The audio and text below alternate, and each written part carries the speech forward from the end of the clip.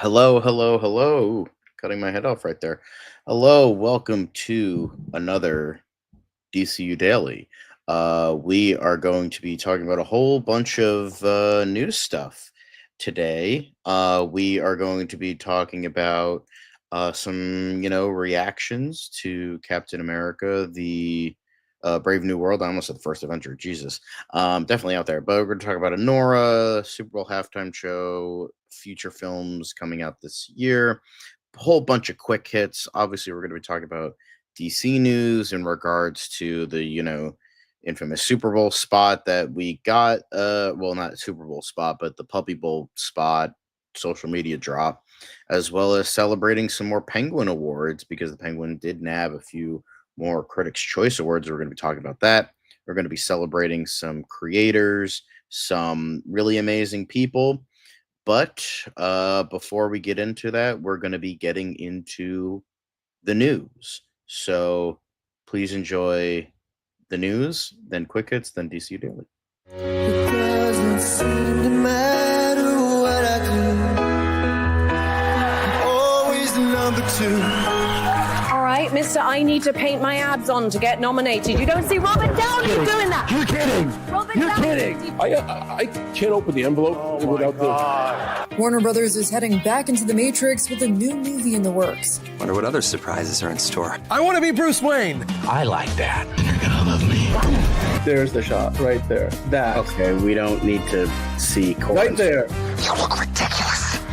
Well, not no more, he don't. What, dude? I can barely understand you. Your accent's insane. Give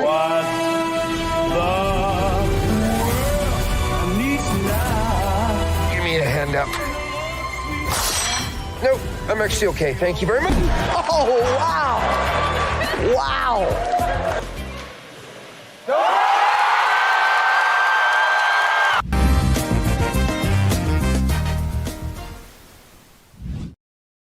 Well, we're going to be getting into a lot of fun news stuff. Of course, today I'm your host, John. Dan will be on soon, or maybe not. Last time I said he'd be on soon, and then he wasn't on, and he made me look like a fool. So we'll see about that. Maybe you're just stuck with me today. But we're going to be getting into new stuff. First things first, as I mentioned before, Captain America Brave New World. Early buzz is mostly positive. Not great, but not terrible. Now, this is coming from a comic book movie, and unfortunately, I can't see most of the article because it's behind a email paywall because they're assholes. So apparently, there have been a lot of social media reactions to the movie where, yeah, that's pretty much most Marvel movies nowadays. I mean, it's not amazing, but it's not terrible. So that's pretty much what I expected after the whole negative press of the film was debunked by various credible news sources. So yeah, it seems to be that we're getting a relatively decent movie that's not going to be nearly as good as its three predecessors. Although I don't know about Civil War. I personally didn't care for Civil War, but that's just me. But yeah, I think this is this makes sense. I think this makes sense from the ignoring all of the false fake news about the film. We are getting, just a run-of-the-mill Marvel flick, and that's, all we could really ask for. People are coming in. Caleb, honka honka, how you doing, my guy? Hosea, hello. And the main man, spam in the chat. We all appreciate you. 7 likes to 12 viewers. Thank you. But, come on, guys. Let's pump those numbers up. Those are rookie numbers in this ranking. But yeah, Caleb, it's better than nothing. But yeah, that's pretty much an easy sort of thing to come by. It's not great, but not terrible. So as you said, it's better than nothing. But we move on from America to another A to A name with Anora. Perfect segue. Oscar State of the race. Anora recently won the Producers Guild Award, Directors Guild Award, and Critics' Choice Best Picture wins. Now that it's getting a lot of steam, could it defy the odds of winning the Oscar for Best Picture? I don't think so. I believe The Brutalist is still the favorite to win. Because that seems very conventional to what what the Oscars like, but at the same time, they've had stuff like Parasite and Everything Everywhere All at Once win. And we got a fairly, even though, don't get me wrong, Oppenheimer was a great movie, that was a fairly conventional thing that the Oscars like, period piece, World War II, misunderstood soul, heavy on old filmmaking techniques. Christopher Nolan, he's been around so long. We got to give him the award now, but it's also, it's an exceptional movie. But it could go either way, because sometimes you get something so traditional that it's like ridiculous, like Green Book, but then you get something so experimental like Everything Ever All at Once. So we'll see. But I've heard nothing but amazing things about Anora. I unfortunately have not seen the film. I don't really have a ton of interest, even though it's winning all these awards. Everyone around me saying it's amazing. I just have no interest. It just looks kind of like Pretty Woman, R-rated Pretty Woman, and I'm like, okay. But yeah, this is good for them. A lot of people seem to like this movie, so and it's definitely an underdog, so that's definitely appreciated. Like, you got to root for the biggest underdog is probably like I'm Still Here and The Substance, because I cannot see either of those winning at all. So yeah, in regards to that, I hope, like, Enterprising, you didn't miss much. Just that Captain America and Brave New World is okay, nothing great. Kavari saying Dune 2 is the best movie of the year. I surprisingly liked Dune Part 2. I did not like the first one very much. I found it to be rather boring and conventional, too much setup. Considering it was the first half of the book, which is all set up for the payoff of the second half of the book. But this movie stuff actually happens, so that's nice to see. But even then, I didn't love it as much as everyone else did. Like, I think it like just hit my like honorable mentions of like my top of the year list. So there's that. But yeah, Anora, it's one of those movies where I would not be upset if it won. I've heard good things. Maybe if it does win, I'll finally sit down and watch it, and then I'll probably end up hating it because there was so much overhype that I'm like, nothing special, because that's what usually happens. I feel like I don't plan this stuff, but that's usually the case here. So Kavari is saying Emilia Perez very spelled wrong. Crash and Burn is hilarious. The movie is awful. Villeneuve Dune was at least better than the 80s Dune. I have not seen the David Lynch Dune, but from what I have seen of it, I will say the soundtrack's pretty fucking baller. Like, say what you will, Big Battle. If Big Battle by Toto from the original Dune was inserted into the famous sandworm scene in the new Dune, it would have been a 10 out of 10 for me. Easily. Someone actually made that video where they put the old Dune music in the new Dune movie, and it was like so much more epic. Don't get me wrong, the music in Dune, but it's very like, kind of like that Middle Eastern kind of vibe. But like Toto's fucking soundtrack just beats the fucking hell out of the new one. Like, that would have made it easily a 10 out of 10. Just a hard rock soundtrack. Fuck yeah. That's where we're going, baby. Yeah, like Queen and Flash Gordon, awesome. Great stuff. But yeah, Anora is an underdog, and it would be awesome if it did win. But nothing else to really say. So moving on. So apparently Coleman Domingo, who currently voices Norman Osborn on Your Friendly Neighborhood Spider-Man, the good show that nobody believed in, except me. He addresses rumors that he's replacing Jonathan Majors as Kang in the MCU. I want to build something from the ground up. So I think this insinuates that he's like, no. So he's like, essentially, it's not my own. It's not who it's like. I'm not, even though it's a character that's based on another thing of source material, he's like, I'm just coming in and taking what he's doing. And apparently he had some meetings and he was like, oh, I mean, don't get me wrong, Coleman Domingo's a great actor. Honestly, he's probably a better actor than Jonathan Majors from what I've seen of him.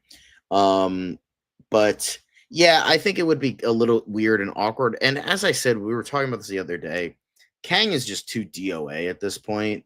Like, no matter what you do, if you bring back Majors, if you bring in another actor, whether that's Coleman Domingo or anybody else, the character's just DOA. When you have your Thanos level threat defeated by fucking ants, yeah, nobody's fucking taking it seriously. I get it's like a multiversal thing, but like at the same time, I'm not taking him seriously. Like Thanos was this like existential fucking like celestial threat throughout all these movies, even though like we don't see him specifically, except for like a couple cameos here and there. But we do get like just like the oh my god, Thanos. It's like a whisper in the wind, and like it's like a behind closed doors, shadows. It's creepy almost in a way. Even though I don't love the MCU and a lot of their setting up, they did at least there was like something like that. But with this, it was like he's like straight up the villain of this movie, and then he's the protagonist, well, a supporting character of Loki, and he's a good guy there, bad guy here, and he gets defeated by ants. It's like no matter what they were gonna do, even if Jonathan Majors didn't get like arrested or whatever and wasn't found guilty, all that shit, it would have been like essentially DOA. Once you did that, it was just gone. It's just like I think they just need to move on. Doctor Doom is a much better villain anyway. I still don't agree with bringing back Robert Downey Jr., but yeah, just don't bring back Kang. It's yeah, just don't bring it back. Like Doctor Doom is a much better, safer. I don't know about safer, but like it's a better option. Even though, again, as I keep saying, I don't like bringing RDJ back. Hell, Galactus could have been like a good Thanos level threat. Annihilus would have been better. Like literally everybody, but the only thing that Kang has is this story, Kang Dynasty, which I've heard is good, but like outside of that one story, nobody gives a fuck about this character. And so not even like hardcore comic book fans. So it's like, why? Annihilus will be, well, the Watcher's saying Annihilus will be the big bad in the next saga. And he wants him to be Blue Marvel. All right, that's kind of cool. I'm kind of aware of Blue Marvel. I believe he's he's kind of a Sentry character. I know he's closely tied to Sentry, who is being brought into Thunderbolts. So that could be something, maybe, possibly. We'll see. But yeah, Coleman Domingo, just don't bring Kang back. Don't bring Coleman Domingo in. Save him for like an actually fucking good role. Like, come on. So yeah, so going from stuff we care about to stuff we don't care about. Super Bowl. Kendrick Lamar goes full Carpe Diem in Super Bowl halftime show with a fresh swipe at Drake and appearances by Samuel L. Jackson, SZA, and all these other people. Look, I didn't watch the fucking Super Bowl. I didn't care. I hate the Chiefs. I hate the Eagles with every fiber of my being. And I respect Kendrick Lamar as a great artist. And I've heard mixed things about, his performance. Some people say it was like the worst thing ever. Some people say it was really good. I think it was, saying a lot about certain things that, are existing right now, trying to bob and weave all these controversial aspects. But he didn't. Kendrick Lamar went full on into it, and good for him. He didn't kowtow to anybody. He's like, I'm not sanitizing my act, I'm not taming my act, this is who I am, and he's gonna do it. But the problem is, most of the people that watch the Super Bowl are old white dudes who don't like rap and don't like politically charged stuff and like certain people that are in charge. So probably not the best thing to do in regards to the Super Bowl halftime show. So yeah. Heard it's a lot, heard it's good, heard it's not good from certain other people. Yeah. But a lot of people are saying Caleb quoting Uncle Sam, played by Samuel, say what again? I triple fucking dare you. They not like us, and that halftime show was mid. That the Watcher says. It was Jose was saying it was good, wasn't the best thing ever, but for a solo rapper performance, it was good. And Enterprising said the level of petty towards Drake is legendary. Yeah, because Kendrick Lamar is legendary. Like somebody needed to put a fucking peg in his ass. So like, sure, I'll take it. That's why I partly respect him. But from what I've heard of his music, which is very little, I'm not a huge rap guy. Like if you like it, cool, that's fine. I just don't really care for it. Like I recognize the talent there, and I recognize that there's a reason he's getting all these awards, and he's like a legendary, artist for a reason. So, good for him. I hope that he, I hope that he, gets a lot of love from this, and he gets, a whole boost of stuff, which he did in fact get, according to the Spotify numbers. Apparently, Kendrick Lamar is not like us. Spotify streams jumped up by 430% following the halftime show. So that's pretty cool. And Kendrick Lamar and SZA announced new dates for their Grand National Tour. So that's pretty awesome. Like, good for him. I hope he deserves a lot of great stuff. And, I just don't listen to it. But yeah, good stuff. Drake needs to move into the middle of Canada. Drake will say it's bots. Yeah, good stuff. But yeah, I don't really have a ton to say. But going from Super Bowl to Snow White, I couldn't segue. Sorry. Super Bowl hits. No, not Super Bowl. Snow White hits long lead tracking. Will the live action take of Disney classic Whistle a Happy Tune? Well, apparently, we are getting the long-awaited live-action reboot of the Snow White and the Seven Dwarfs film, which was the first major full-length feature from Disney. And apparently, the 3-day start is going to be around 63 to 70 million. And other sources believe it's 65 million, and that's around the same tracking as the Maleficent made 69.4 million, 69 back in 2014, and Zegler, who was in the award-winning Hunger Games Ballad of Songbirds and Snakes, which was surprisingly good.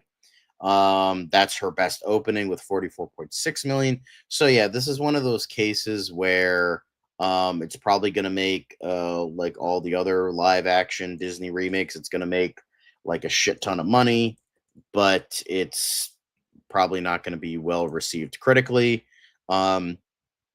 According to some people, the budget now, I'm just reading this off Wikipedia. It's almost at $300 million. It's at the very most, without marketing, it's almost at $270 million.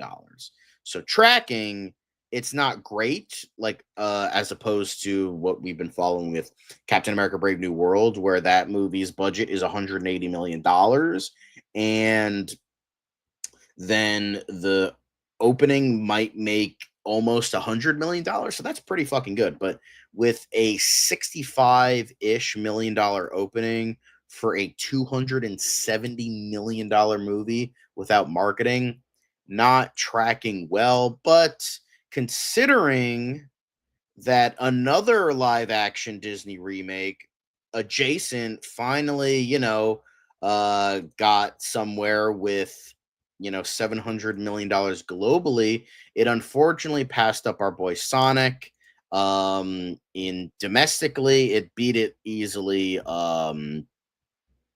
Very easily beat it worldwide, but domestically, Sonic 3 was speeding up, but now it's slowly tapering off, and Mufasa is winning, which doesn't really matter in the end. It was nice for a while, but we all know that Sonic 3 is the better movie, and nobody's going to remember this piece of garbage for like the next 10 years. Well, Sonic 3 will be beloved. So, it all depends. It's probably going to be a slow crawl. I feel like that's it with like a lot of Disney movies nowadays, where it's like a very slow crawl. That's how it was with Little Mermaid. That's how it was with although it's an animated film, that's how it was with the Fire and Water movie. What the fuck was that called? The latest, the one before Inside Out 2. I forget what that's called. But yeah, I think it's just one of those cases where I think like Disney stuff, in this case live action, is just gonna have like a slow crawl. That's probably is what's gonna happen with Snow White. It's probably gonna be a slow crawl. It'll probably make its money back. It probably won't make a lot, but it'll make its money back and maybe a little bit of a profit. I would imagine it would probably make like something like $500 million, maybe 600 million. I mean, if it does fail, I'm happy because it looks like hot garbage. I mean, that's what that's what the Watcher was saying, more like snow whack. Gal should have been Snow White, Zegler should have been the evil queen, LOL. Yeah, weird. But Elemental, yes. Elite Easy, thank you for the help with that. Elemental, that was the thing I was thinking of. That was very much like a slow crawl.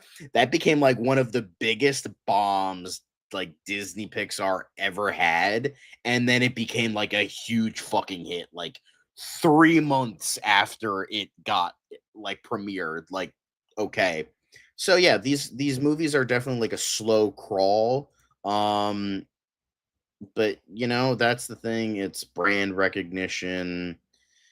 People like the voices and all that shit. So in terms of, people will forget about this once it, leaves theaters. Wicked's still making money. I mean, it was a nice thing for a while that Sonic 3 beat it when it counted. But now Mufasa has overtaken it.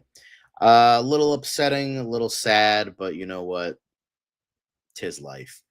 But we're going back to the Super Bowl a little bit. Apparently, we're getting every Super Bowl movie trailer. Unfortunately, Superman is missing, and we will definitely be getting into that eventually. But pretty much, we've been getting all these teasers.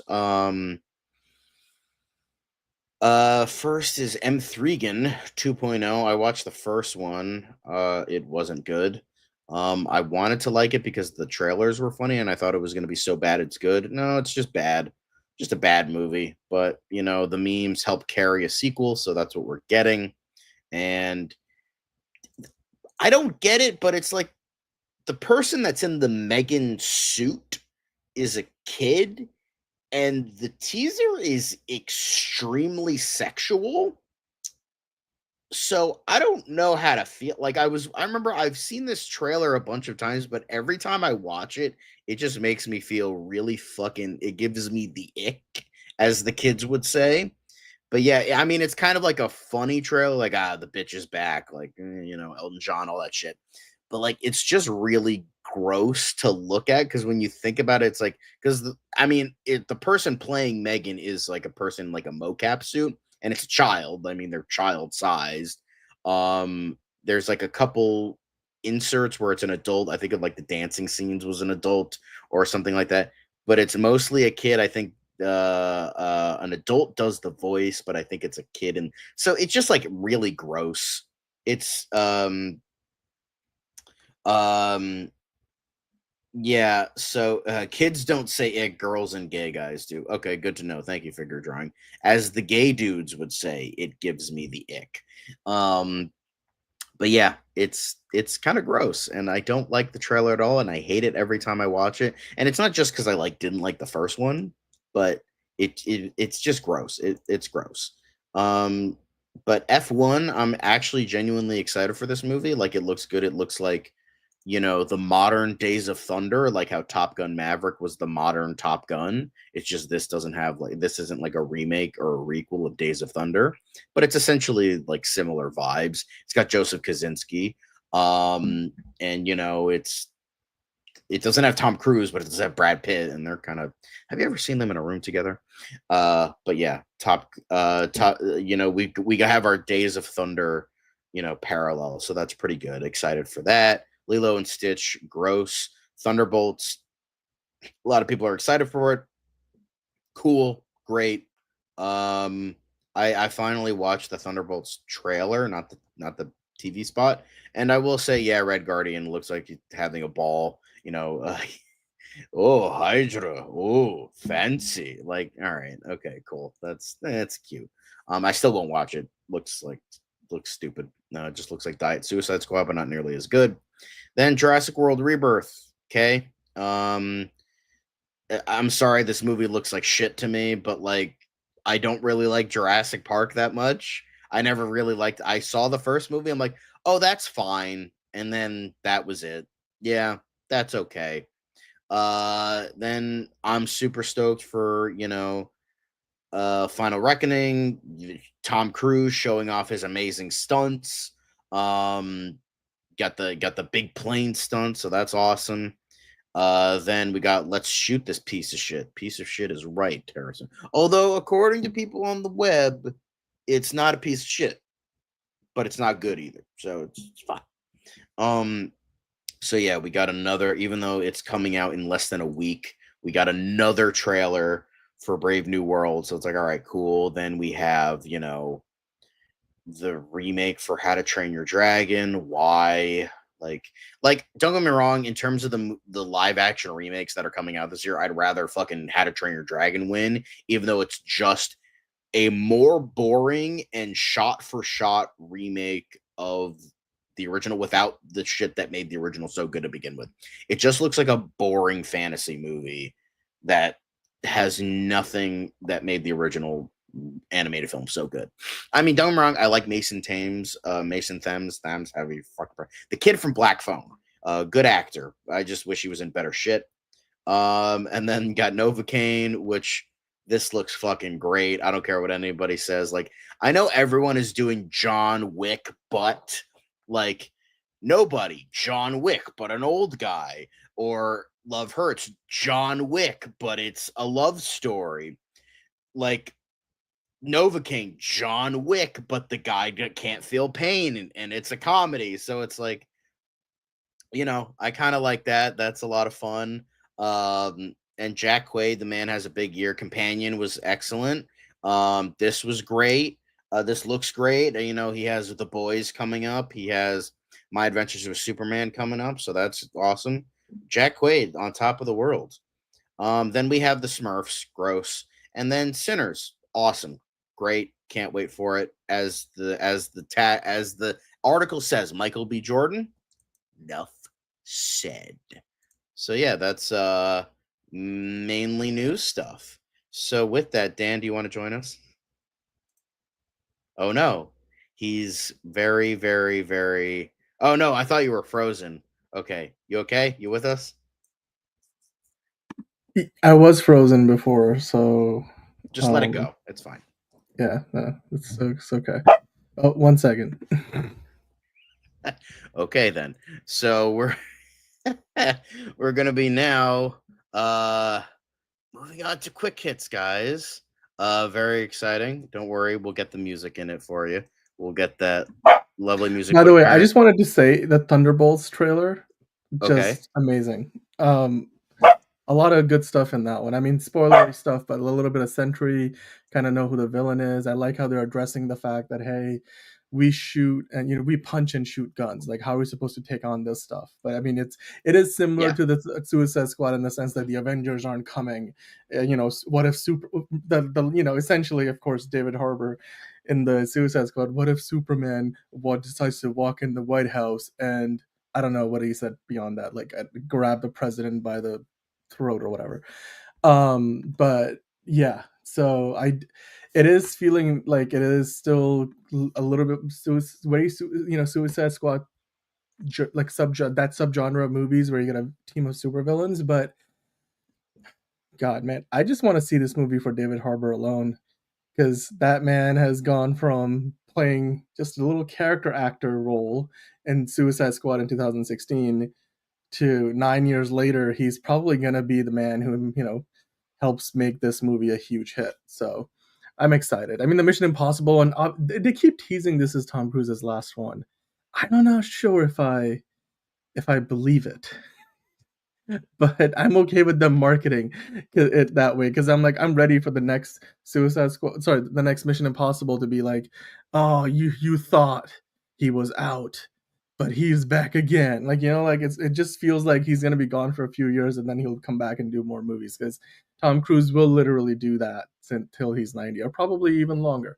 So, but I'm excited about that. Sorry, guys, I was running a little bit late. Just caught up in a bit of traffic before I could get set up here. But I'm glad that John's been doing a fantastic job of keeping it rolling, John. So how about we hit that quick hits music and then we dive into it?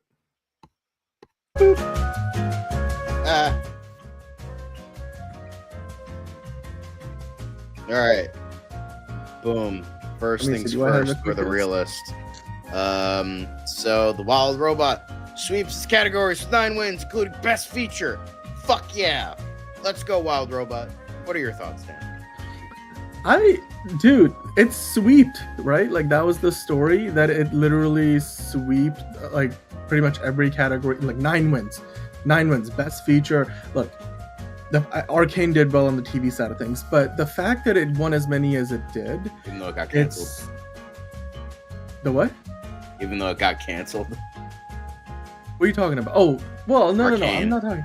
I'm not talking about. I'm like, yes, it did well on the TV side. I'm talking about the Wild Robot. The fact that it did as well as it did is, I think, a good sign for its chances at the Oscars, because it is nominated in the Best Feature, right? So I'm hoping that it does really well there. By the way, Figure Drawing was saying earlier, Thunderbolts seems interesting enough. New Cat movie apparently isn't trash. No, I mean, if you were going into and expecting that movie to just suck, like, it's not. Like, most people are saying it's middle of the road. Like, the Scoopers so far, like, meh.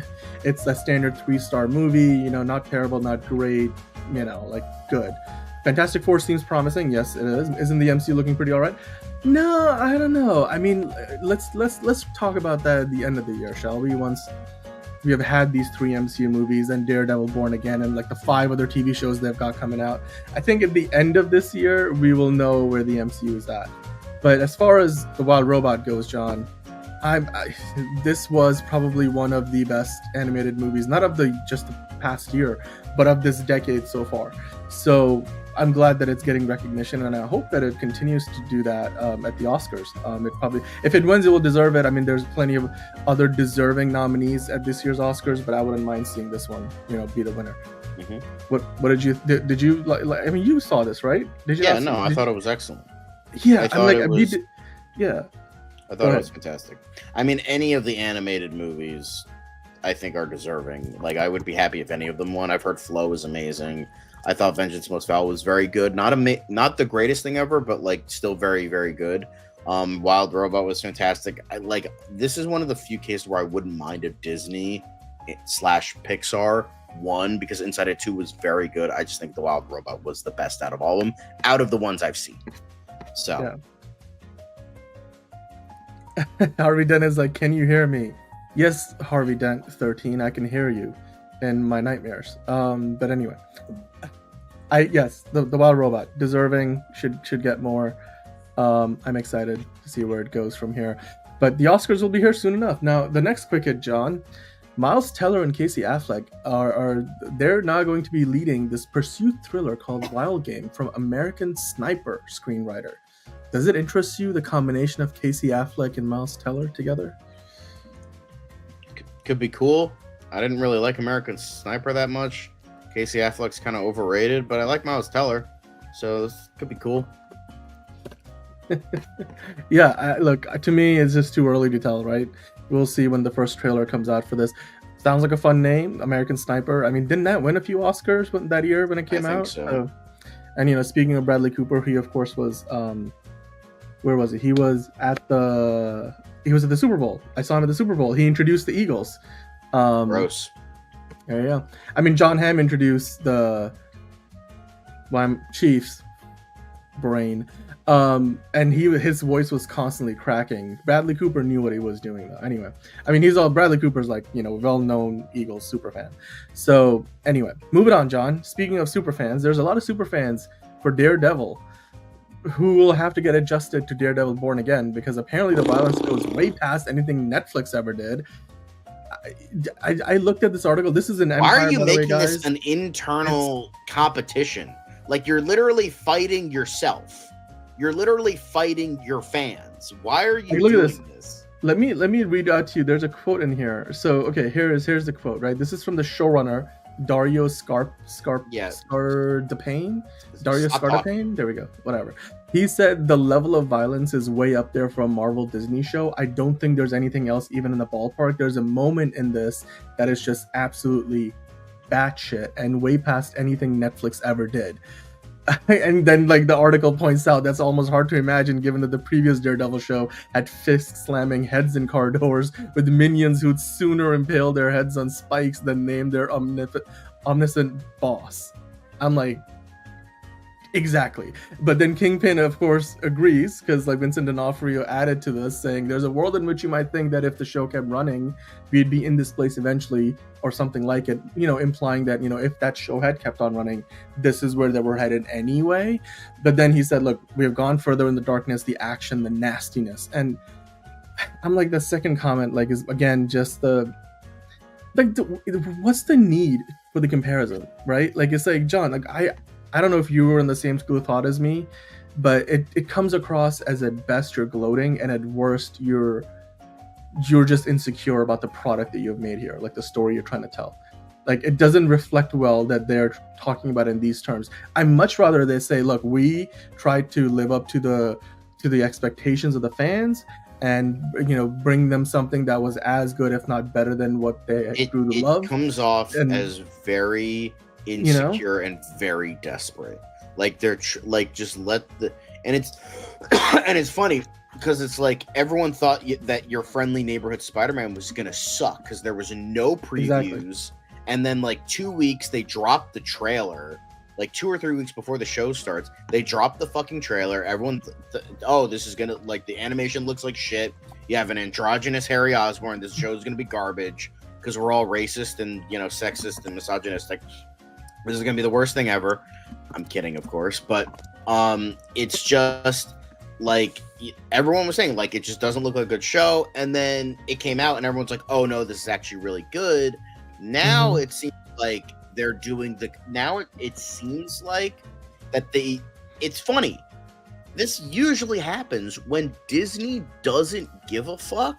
Usually you get the better product, like, because the thing is about your friendly neighborhood Spider-Man, it was originally, back when it was supposed to be called Spider-Man Freshman Year, it was supposed to be like a 2D anime show. That's what all the concept art was revealed, but they had to cut corners because they fucking got their budget like slashed.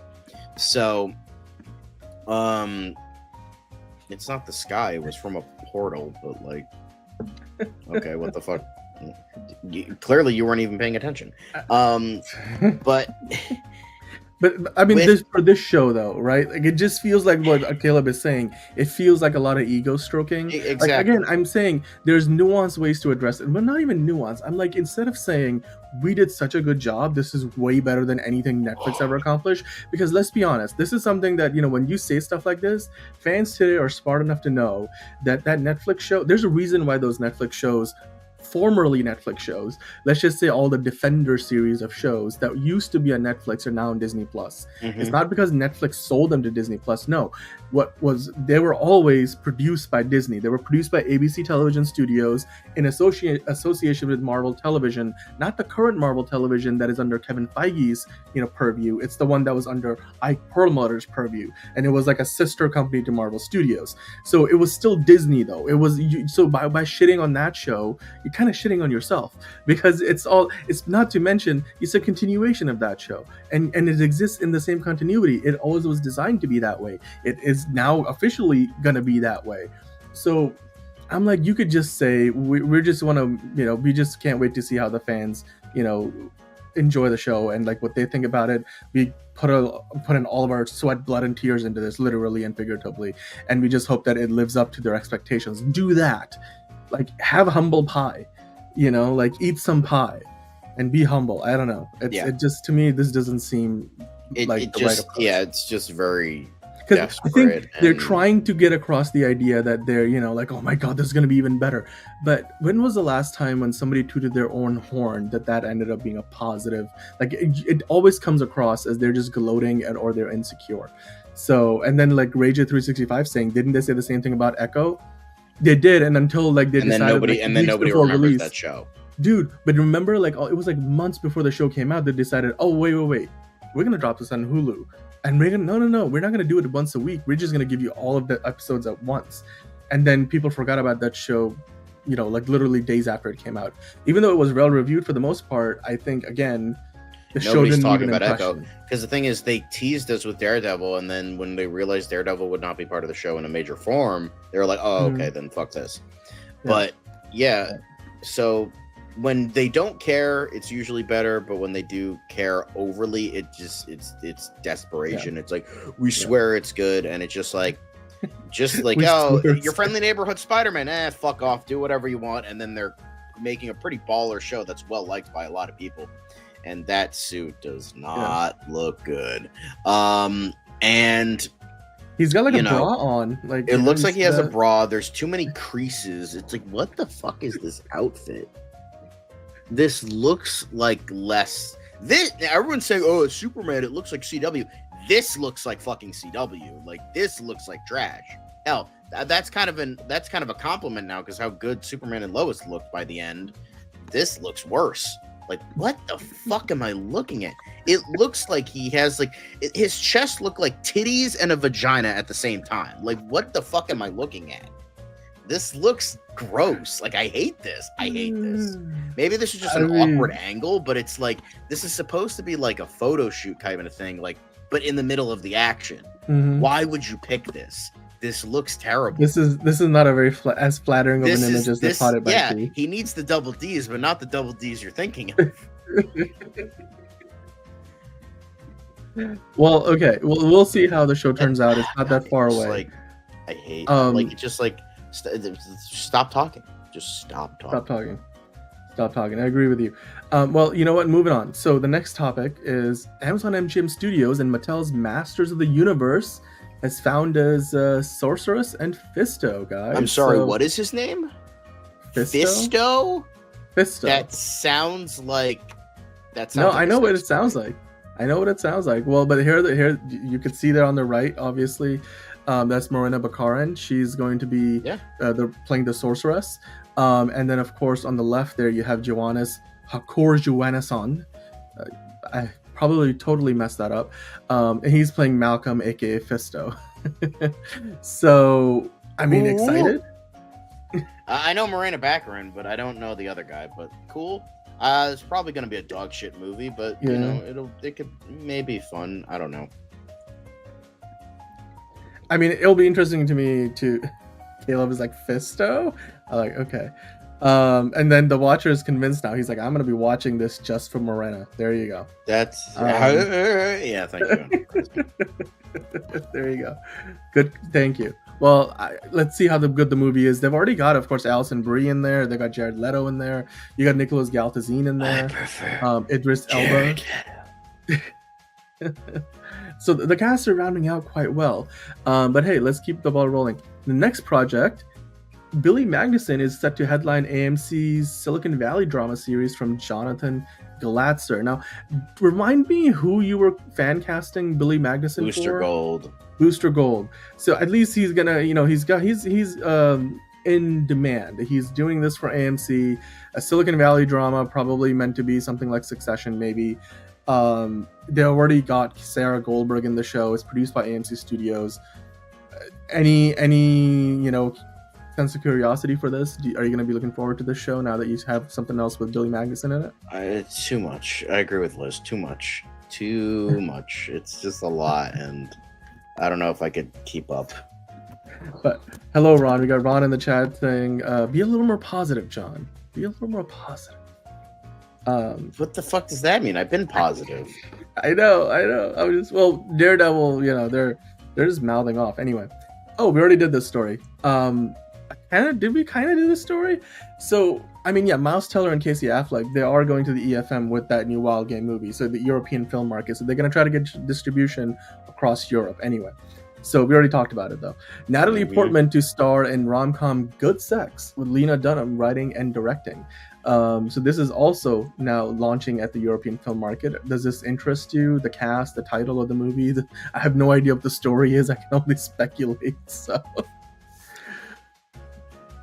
I'm not gonna watch this because Lena Dunham's a cunt. So yeah, no. Okay. All right. Well, She's literally a predator. So like, eat a dick. She looks like a life-size Cabbage Patch Kid, but that's an insult to Cabbage Patch Kids. So fuck off, loser. Cool. Well, Natalie Portman, good for her. California Schemin? I totally read that wrong. California Schemin. Better than California Seaman. That's a different show. First look at James McAvoy's directorial debut. Is this a movie that you're going to be watching? I mean, James McAvoy, Scottish. I don't know what this is about, but I assume it's about battle rapping, and I don't care about that. I like James McAvoy, but I don't really give a fuck about this. I don't know if he's going to be good as a director. I mean, I like him as an actor, but we'll see.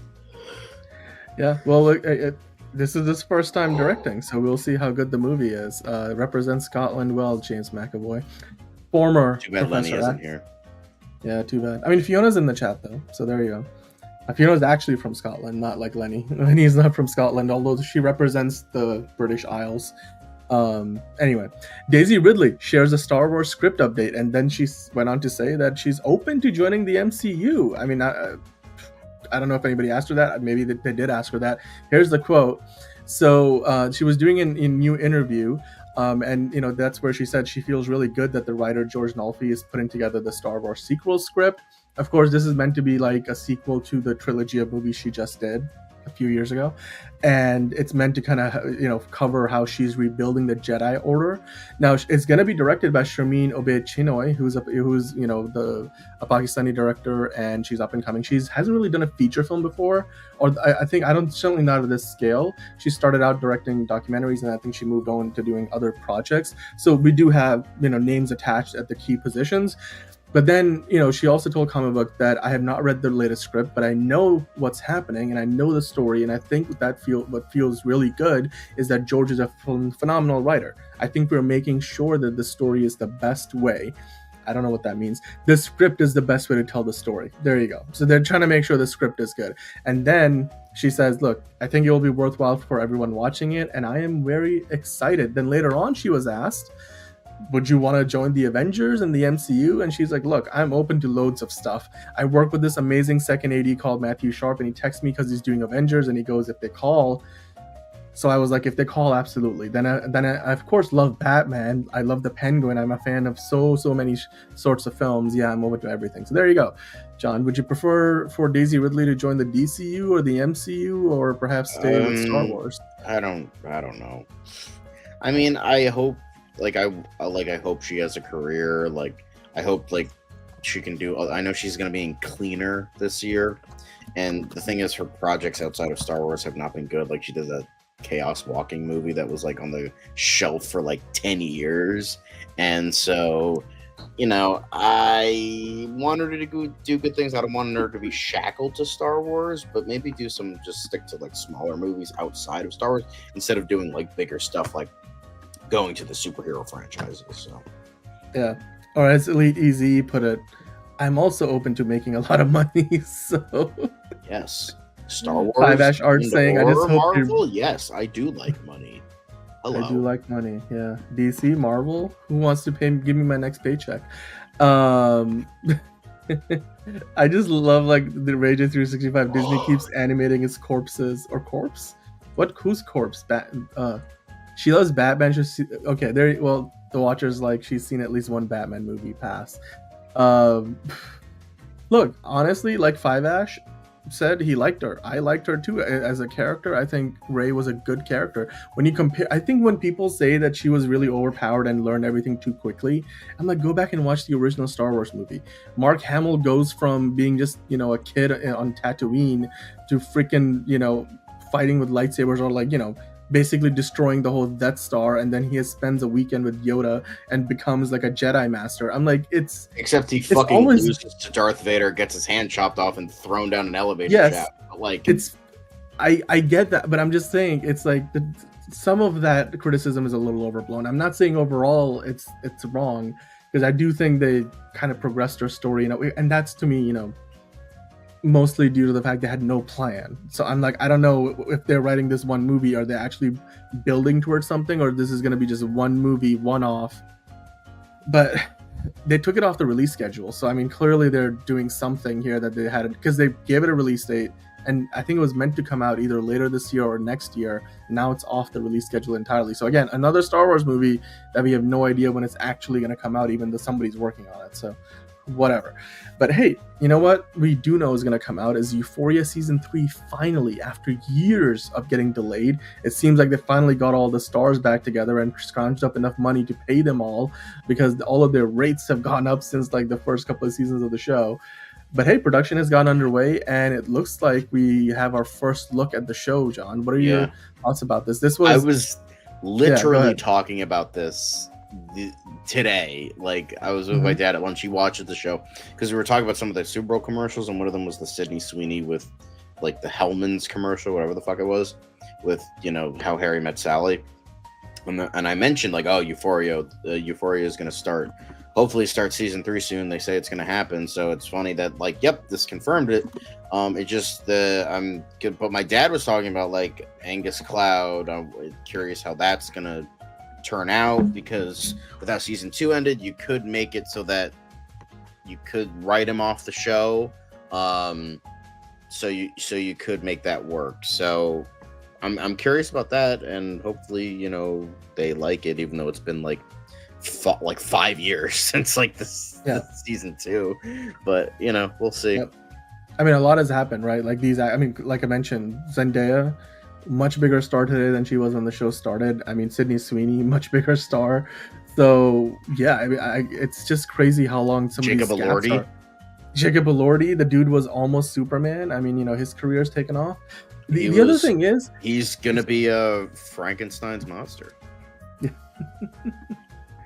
The Watcher making, I like the Super Bowl commercial Sydney Sweeney was in, and I'm like, that's probably gonna like they're gonna do a follow up with that, which is like the sequel to that commercial where Sydney Sweeney is having some of what Meg Ryan was having. But anyway, what I was gonna say is, I'm tired of like these shows having such big gaps, because like Severance is back after like 3 years, and I feel like every time I watch a new episode, I have to like remember what the hell happened in the past, because they'll like harken back to things from the previous seasons, or the only previous season, and I'm like, wait, that did happen? Because it's like when 3 years pass by, it's like you have to watch every episode recap, because otherwise you'll be lost.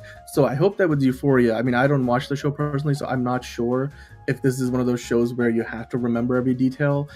But hey, you know what? It's still got an audience, and HBO is going to keep going at it. So let's see what they come up with. But in the meantime, you know, while they produce the show, we'll keep an eye on other shows. There's lots of good TV shows. I've been watching The Night Agent season 2, enjoying it so far.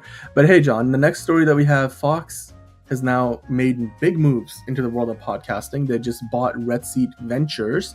Of course, Red Seat Ventures is where Megyn Kelly works. She used to be at Fox News, so she's like, great, I am back under the Fox umbrella. It's like she can't escape her former employer. Neither can Tucker Carlson, who recently left, I mean recently as in like last year, and started his own podcast, and now he's back under the same umbrella, as well as Piers Morgan and Nancy Grace. So I don't know, John. I don't know. I'm pretty sure you don't listen to any of these podcasts. I don't listen to these people. I don't give a flying fuck. I don't care. Why are we talking about this? By the way, Jalen Harris is in the chat saying we're ready for some DC news. And yes, sir, we will get into DC news soon.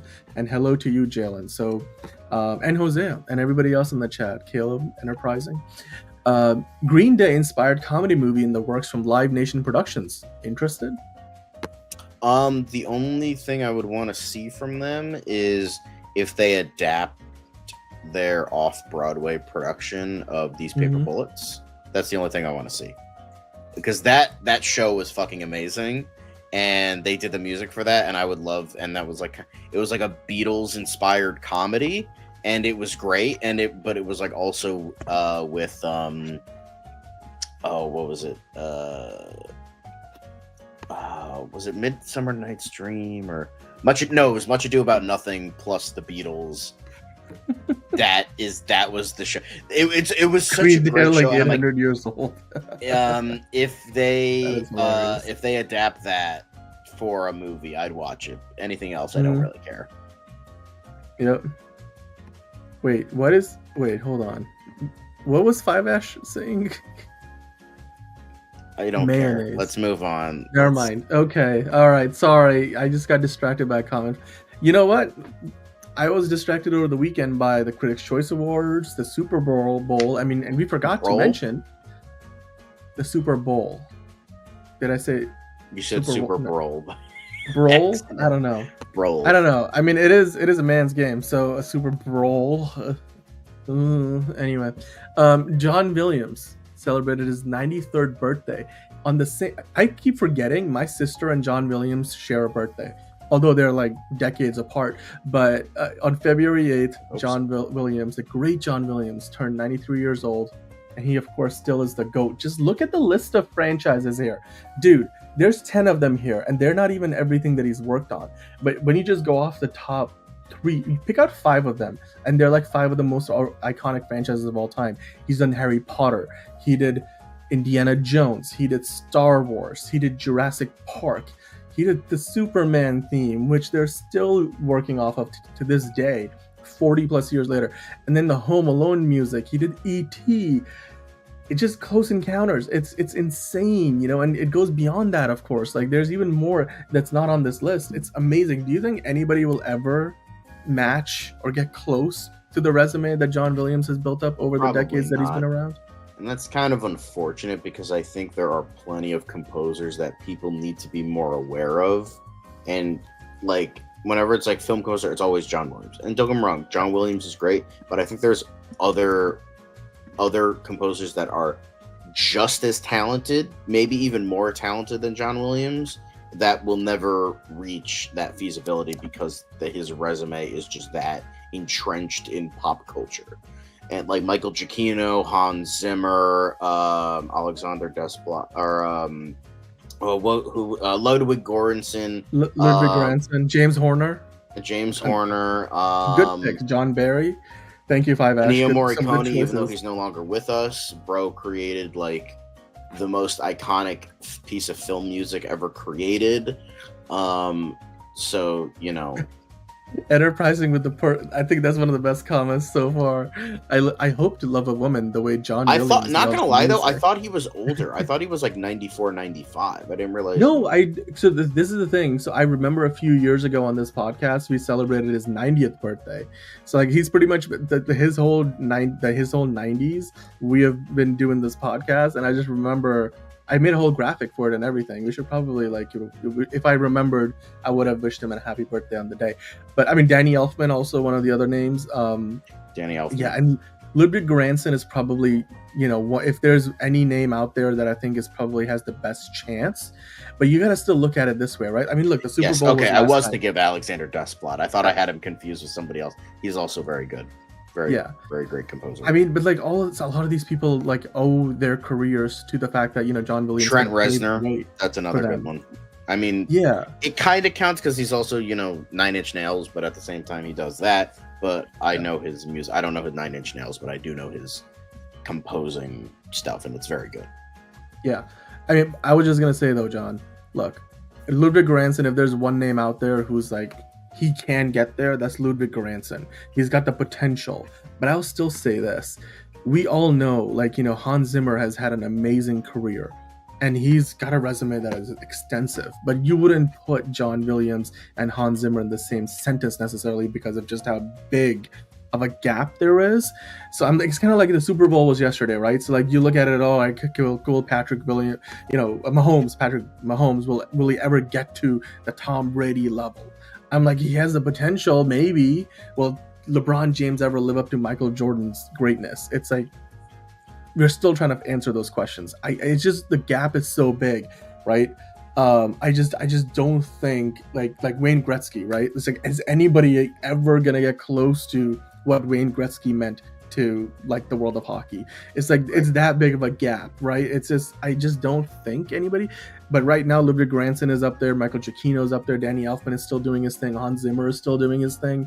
So yeah, Caleb is saying, will Patrick Mahomes beat Tom Brady? Short answer, no. Well, and on that note, I think, John, we have come to an end to Quick Hits for the day. And happy belated birthday to John Williams, the amazing, great John Williams.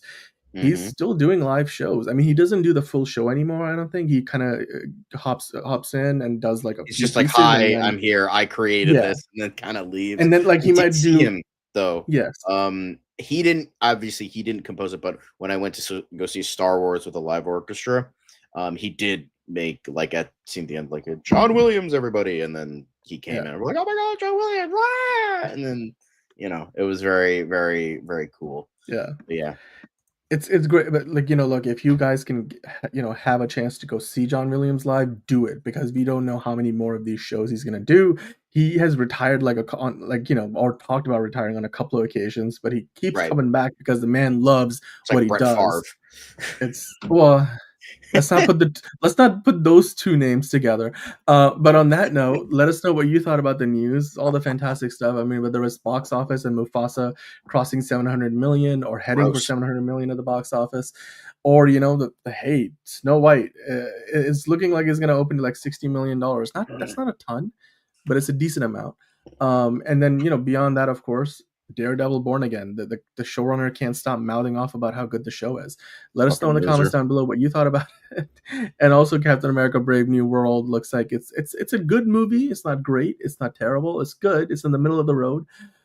And I'm sure we're gonna find out soon enough because it's coming out in literally days from now. So if you enjoyed that part of the show, get down in the comments down below, hit that like button, subscribe, and hit the notification bell. But right now, we're gonna move on to what is the best part of the day. So let me switch up the graphics here and welcome all of y'all in to another episode of DCU Daily. Welcome on in to another episode of the best DC news in all of YouTube land. And with that, we have to talk about so much that's going on in the world of DC today, from what we got or didn't get at the Super Bowl or the Puppy Bowl yesterday, as well as some other news that we picked out. The Critics' Choice Awards happened last weekend. We have some stuff about Hawkgirl. Lanterns is going into production this week. So John, which of these excites you the most? Before we dive into it, I want to get your opinion on which of these news items might be, the one that you got most excited about over the weekend.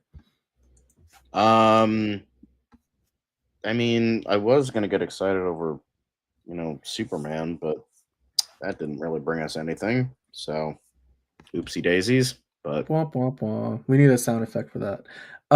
We need the Price is Right music. And the Watcher, we do know that a Sonic Cross 470. I think that the thing was that Mufasa has clearly gone way past it, but that was expected from get-go.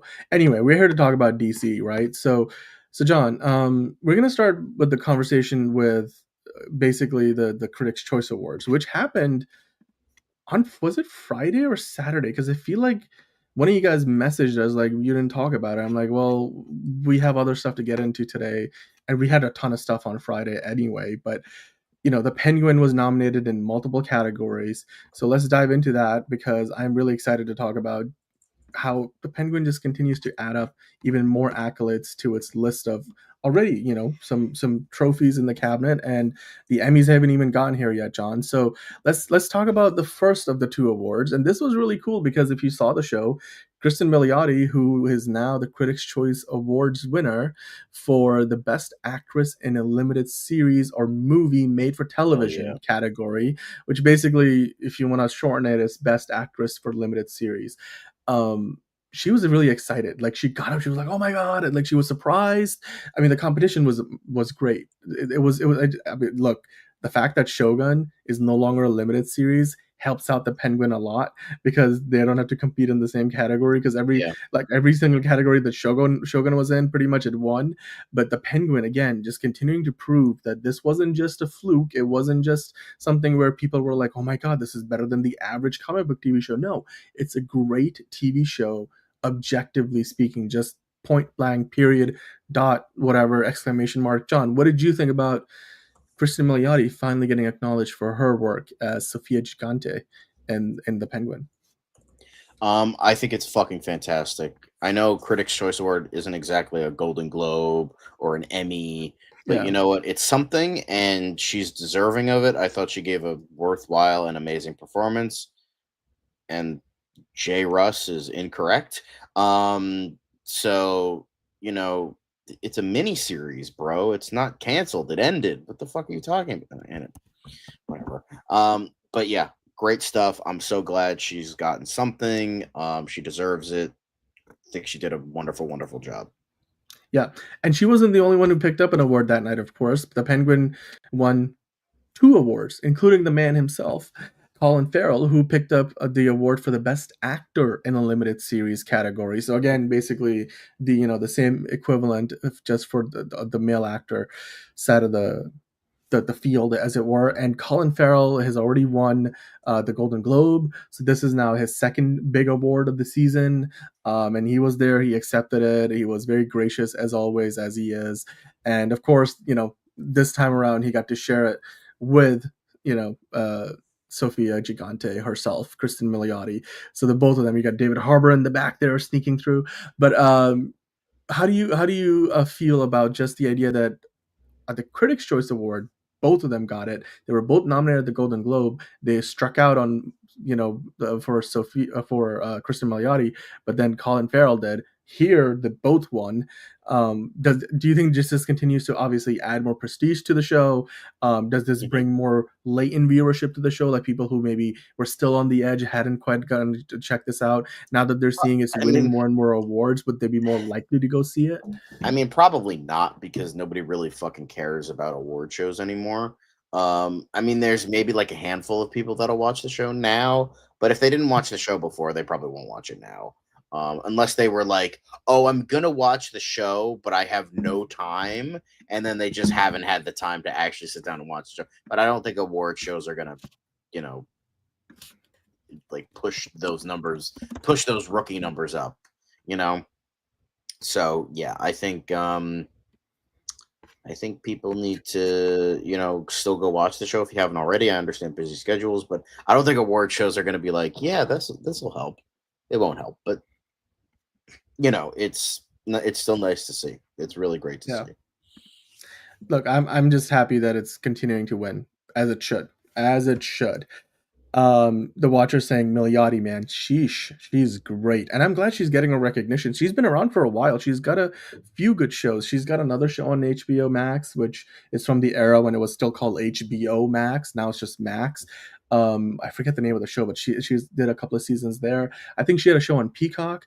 I don't know if she's Italian or not. Five Ash, probably going off of her name, but yeah, like Elite Easy said, she killed it. Absolutely. Not only did she kill it, she killed most of the Falcone family. But anyway, moving on, John. So let's talk about this next thing. You guys were mentioning it in the chat, and we've got it right here. There was a new image of David Cornsweet as Superman revealed on the flying crypto toy.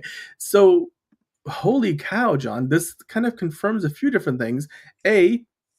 We haven't seen this photo of Superman before, where he's flying with the one, hand facing forward, the other one by his side. Very classic Christopher Reeve style. And then, of course, it shows Crypto flying. I mean, here he's got like a couple of rotors around him. So I don't know if that means the actual dog, like toy, flies or not, because it seems like that's there more for functionality purposes. But do you think this implies? No, I think it's like a little helicopter thingy. Yeah, but do you think this implies that in the movie Crypto is gonna fly? And also, what do you think about the image of David Cornsweet here, clearly in the suit? This looks like is one of the promotional images. It looks terrible. Oh my god, look at his eyes. God, his eyes look terrible. God. They look like somebody's blowing wind in his face. What a fucking loser. Ugh. He's got the classic curl. They got the Action Comics covers in the back. Look at that. That's nice. That's nice. But yeah, I mean, there were like rumors that Crypto was just not gonna fly, hence why he's like trudging across the snow on his paws instead of flying off. But dude, he wasn't trudging across. The dude was like running. Well, like I mean, you know what I mean. Like he was going across with right. I see what you mean. Yeah, right, Superman. Yeah. But yeah, maybe this is like a hope that like, oh, he will fly. Maybe he like eventually like kind of Superman how he does. He looks very Christopher Reeve there, like almost like it looks like artwork that it doesn't look it's like classic. But Crypto, maybe like kind of like how Superman was, like how he slowly developed his powers over time. Maybe Crypto kind of does. Maybe he recently got here, and then like over the course of the movie, he's like Crypto's gonna unlock his powers, more powers, right? Kind of fun. Yes, like we find out like he's not flying at the beginning of the movie, but then at a key point in the movie, he flies up to save like Superman or something, and you're like, oh, whoa, you can fly, Crypto, good boy. Like it's just yes. Caleb is like, Superman flying looks great on the box, so why doesn't it look like that in the movie? Look, this is clearly an image they haven't put out before on purpose, right? And even this is a leak. This isn't meant to officially be out there. Usually toys tend to give away some spoilers. Here, all we're really getting is another look at Superman, but the idea that Crypto might actually fly, that wasn't previously something that we had confirmed. It doesn't confirm it necessarily, but it does certainly imply that maybe Crypto will fly. Why else would you be selling a flying Crypto dog toy? You know what I mean? Like it doesn't make sense. So and then the Watcher saying, honestly, he gives me George Reeves vibes in this shot. Well, that is also true. Elite Easy saying this doll definitely means Crypto talks, and Chris Pratt does the voice. The Rock is Ace the Bat Hound. That's maybe a well. No, The Rock was already Crypto. That's the thing, though. Yeah, that's true. Changing the hierarchy of the DC universe. Oh God, the Funko Pops, the fucking Funko. Oh God, those are gonna go crazy. Hand-guided flight. This is the toy. It's got a couple of rotors. You can sort of like spin them, and I don't know if they're going to be powerful enough to actually see Crypto fly. But hey, this is news, right? The fact that we were speculating, will Crypto ever fly in the movie? But he's getting the bird. This, to me, it's as close of a sign that he will as anything has been up until this point. So, but in the article itself, they pointed out there's a couple of images. This is obviously the front that we were looking at. And then on the other, then they have like the back of it showing like, I guess this you can actually make it fly. So let us know in the comments, guys. What do you think about this? This is going to be available to purchase pretty much all across the world. So get yourself a Crypto toy when you get a chance. In the meantime, we have to move back over to talking about, well, we're going to get back into some more Critics' Choice Award stuff. So, John, Rachel Brosnahan attended the Critics' Choice Awards. She looked stunning, and then she was just asked about understatement. She looks fantastic. Like that looks. I mean, like I'm so excited for her portrayal in this movie. Like when it was announced Rachel Brosnahan was going to be Lois Lane, I'm like, I saw one episode of Mrs. Maisel. I'm like, yeah, she's perfect. She's perfect because she was. Like, I just love the reaction. Because I mean, Mrs. Maisel is essentially Lois Lane if she was a comedian. Like that was like it's like you're just taking that personality. Obviously, she's not going to do the same thing. She's a better actress than that. But like taking those like doesn't take shit vibes into this character heavily, and I really like that. Yeah, and then I mean, as far as what she said, she was asked about like, hey, when did you know that David Cornsweet would be a good Superman? And this is what she had to say about that. She said, I knocked on the door and he was standing there in the Superman suit testing, like, doing costume tests. And then he was like, I was just like, Superman's in the building. In that moment, I knew it would be David. And I'm probably giving that not doing that statement enough justice, because when you listen to the interview, the way she talks about this movie with a sense of confidence, where she kind of stopped herself saying like, oh, I don't know if I can talk about this. Is this a spoiler? And then she talked about like, oh, it's in the trailer. All right, some of these things I can say. So she was really like tiptoeing around potential spoilers. This is gassing up your show or your movie without sounding like a dinghole. Like this is like this, like that's what they. Oh, this guy is Superman. This looks great. Like being genuinely excited for your project, not like this is gonna make the Christopher Reeve movies look like complete dog shit because this is the greatest thing of all time. It's like, no. How about not make it a competition and just say we're bringing in some things. We're inspired by this. We're doing this. This guy is great. I love being a part of this and having that love for the thing you're making, rather than just like, yeah, I did a thing. Yeah. Move No, and she on. also mentioned, she was like, "Look, I shot myself, like, or not shot myself." He was like, "We shot me flying, in a train station," because obviously, like, that's seen there in the movie. That's in the movie. I think it's not meant to look like a train. Is it a train station in real life? I think it's in Cleveland, right? I think so. Yeah. Yeah, and I don't know if it's gonna be a train station in the movie or not, but obviously this shot is in the trailer, and so they probably had them on wires. Superman's bulging there too. No, he's actually flying. Like David Cornsett was such a perfect Superman that he learned the ability to fly to be the best possible Superman. Yep. Five Ash saying that is a nice shot. It is. It's in the trailer. I think certainly still the better trailer of all the recent superhero movie trailers. The new Thunderbolts trailer comes close, but that Superman trailer is still iconic. And the Watcher saying she's already my favorite Lois. There you go. I mean, she's yet to actually, portray. I mean, officially at least we haven't seen her yet in the role, but yeah, I mean, she was talking really, really well, well about the movie. And then another comment was about just what did she think about being cast as Lois Lane? And this was in an interview to Extra. And then this is where she mentioned it was just total disbelief. It took me quite a while to process, maybe not until we actually got on set. So it was pretty surreal to her. And like you have seen some of those social media photos where like they're reading comics and stuff. And you could tell that she just had a lot of fun doing the movie. And obviously had great chemistry with David Cornsett. James Gunn obviously loved like the chemistry test when they, paired off all the finalists for the role. John, just how perfect of a fit do you think she's going to be for the role? Do you have any doubts about her at this point, given again the way she's talking about the character, but also from what we have seen in the trailer so far? No, I don't think so. Like I will say the only thing I don't like, this is gonna be a weird nitpick, but the one thing I don't like is that it looks like both she and Superman have black hair, and it looks like she's wearing a wig. And I don't really like that. I just wish, it looked like her more natural hair. I don't know why. I hear you. It's off to me. Like it's not bad. It's just like I will say that, and same thing goes for David Koresh. So it's like I understand like the black hair for him, but it looks more fake, and I understand if like that's the vibe they're going for, but at the same time it just looks unnecessarily fake when it didn't need to be, and not in a good way. Yeah, I mean, it's obviously her natural hair color is more on the brownish side. Yeah, but the Watcher saying, in my opinion, she did the best interview PR out of any actress. They should use this interview for PR training. Yes, and yes. Absolutely. Perfect. Elite Easy saying, wow, people that love the characters, not just the checks. I mean, look, you got to love what you do to like work on these movies when you have long days, you're shooting for months on end. Sometimes you're spending hours in hair and makeup. So you have to be committed to what you're saying, to what you're doing. Fiona saying, doesn't Lois Lane have black hair? Does she have black hair in the comics, John? Is it like a comic book accuracy thing where they gave her black hair? I mean, I know Margot Kidder's like, Lois Lane did, but Amy way Adams back when. So, during like the golden age, it was like black hair because that was like probably the easiest to draw.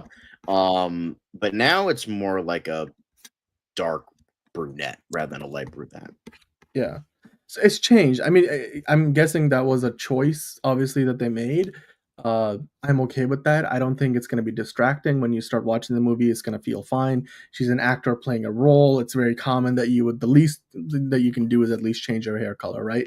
So obviously going from the Penguin, where Colin Farrell would spend 8 hours of his day just getting the prosthetics put on, this is relatively minor. Ray J saying she has dark hair in the comics. Ray Jalen saying, but they don't both have black hair.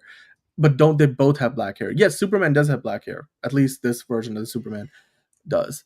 Yeah, and then the Watcher saying that she has been losing the black hair, going with just a dark brown in the comics. But I don't mind. I mean, look, obviously James Gunn is very much inspired by the classic comic book look, so that's probably why. The other thing she said was, look, Superman is going to stay true to the comics, which is just echoing the sentiment that everybody who's talked about this movie so far has said. But then she also echoed a lot of what James Gunn has said about this movie, right? So she said, this is again talking about how how Superman really encapsulates what the Man of Steel stands for. And so what she said specifically was, we are living in a moment of so much turmoil, both here and abroad. This is similar to, like, when James Gunn mentioned, like how he sees this movie's role in our pop culture zeitgeist this year.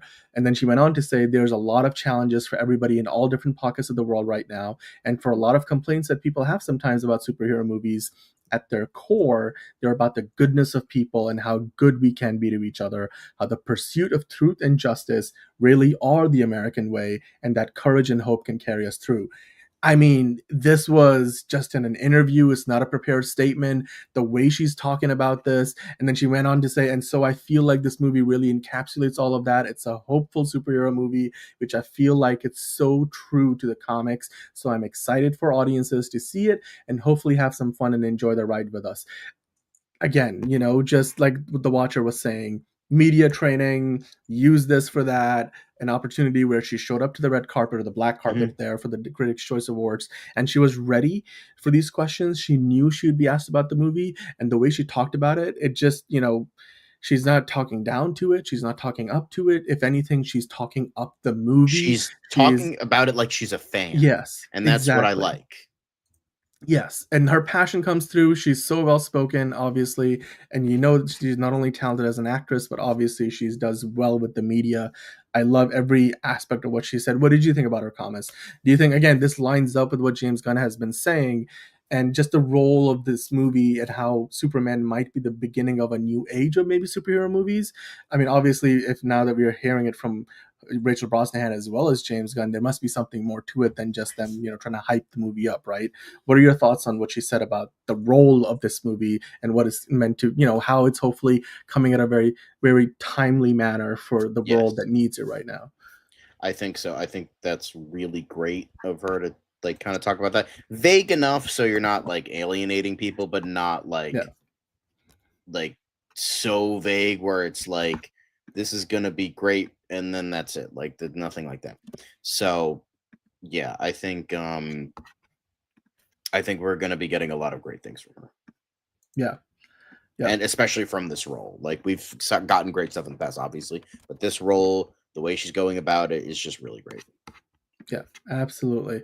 And yeah, like Caleb was saying, thank God we're getting a hopeful Superman movie again. Rager 365 saying in one simple word, class. And class it is. I mean, every answer, like we have gone over already like 2 or 3 different interviews that she did. She talked to Extra, she talked to Deadline, she spoke to the Hollywood Reporter. So when they talked to her, because obviously when you are at the red carpets, you're usually going to go down the line and everybody had, like, all the big outlets have a journalist, they'll all ask you questions. So she didn't avoid any of it. She was like, I got you ask me whatever you want.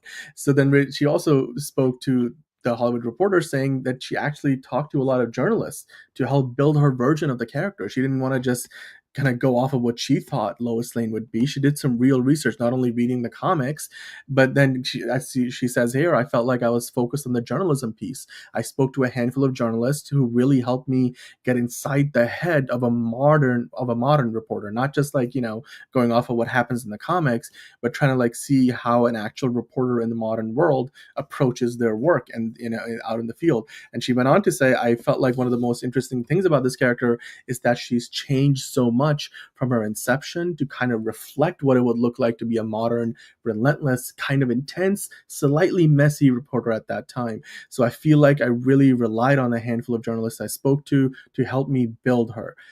Again, doing the homework, going above and beyond to make sure that her character feels not only like the Lois of the comics, but feels authentic as a news journalist. John, what are your thoughts? Again, she's putting in the work clearly. How do you see that? Do you think it's going to pay dividends when the movie comes out?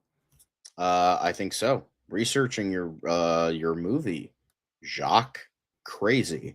But yeah, this is great to see. I just hope it's like actually good journalists and not like the poor excuse for journalists nowadays. So that's the thing I hope for. But yeah, that's really awesome. Like, it just goes to show that she has, she has a lot of thought and care for this role, and she's like, you know what, let's fucking do it properly. And I respect that. Yep. Jalen Harris is already excited about the Superman red carpet when that happens. I don't know if they're going to show up in their costumes. I don't think it's that kind of that would be very like, trying to do a stunt for the sake of doing a stunt. They don't need to, but like, yes, you would fanboy out. I'm sure we all would fanboy out. Speaking of which, we're going to be fanboying out to Lenny. She's in the chat. Hello, boys. Hello, Lenny. Hope you're doing well. We have lots of you in the chat. If you are here, hit that like button. And Lenny already saying, I agree, John, journalism is dead. Well, hopefully this movie will help, inspire some of the younger folks in the audience to bring journalism back to, what it's always meant to be, which is to tell the story and be unbiased and find the facts and be a good reporter and do your due diligence. Speaking of which we have been doing our due diligence to keep an eye on what's been going on with Clayface. Now, of course, we know Mike Flanagan has written the script. He's going to be producing as well. It looks like Matt Reeves is going to be a producer on this. The film is set for September 11th release for next year, 2026. But now there's a rumor going out. This is again from My Time to Shine, so take it with a grain of salt. It's one of the scoopers out in Hollywood. They do get things right every so often. So when they say that James Watkins is now reportedly being eyed to direct the DC Studios film, do you believe the rumor, John? And if so, the second question I would have is, do you think James would be a good fit for that? I am on the fence. Okay, first off, I just can't believe scoopers anymore. I just don't, after the whole Captain America thing. I just can't. But even then, would he be a good fit? I did not care for his version of Speak No Evil. I thought it was very tame and sanitized and like not good compared to its original counterpart, original foreign counterpart. It was a Dutch-Danish production. It was just infinitely better. And I think his other movies, I've only seen bits and pieces of Eden Lake, and that's like one of those like very like kind of torture porny, mean-spirited kind of movies. So I don't really like that either. I don't think he's that good of a fit. I mean, it's just like, let's get a horror guy who would do a studio production who wouldn't cost a lot of money. That's what this screams. So I believe it maybe a little bit more than some other scooper shit, but like even then I don't believe it, and I also hope it's not the case. I just wish they would go with someone a little bit more like understanding of the character and someone who can do horror a little bit better. I think the hunt is still on. Maybe he could surprise us if this is the case, if it is true and he gets hired. Hopefully he can surprise us, but first off, I don't think this is true. Second, I don't think he's a good fit. Third, there are much better directors out there that are probably even cheaper than this guy who could do it a hell of a lot better. Yeah.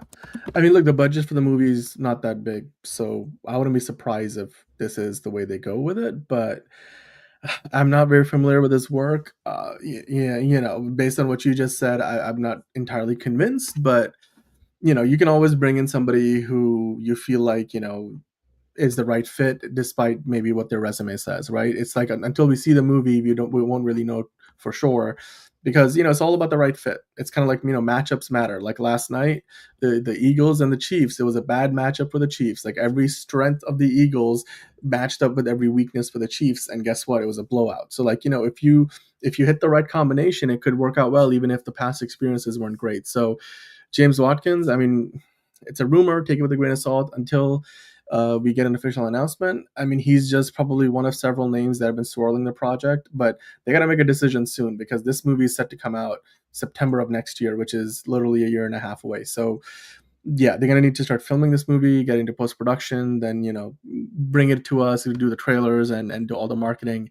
They don't have a ton of time to mess around here. So hopefully they'll find somebody, and if it is James Watkins, then we'll talk about it in a little more detail when the time comes. But for now, it's a rumor.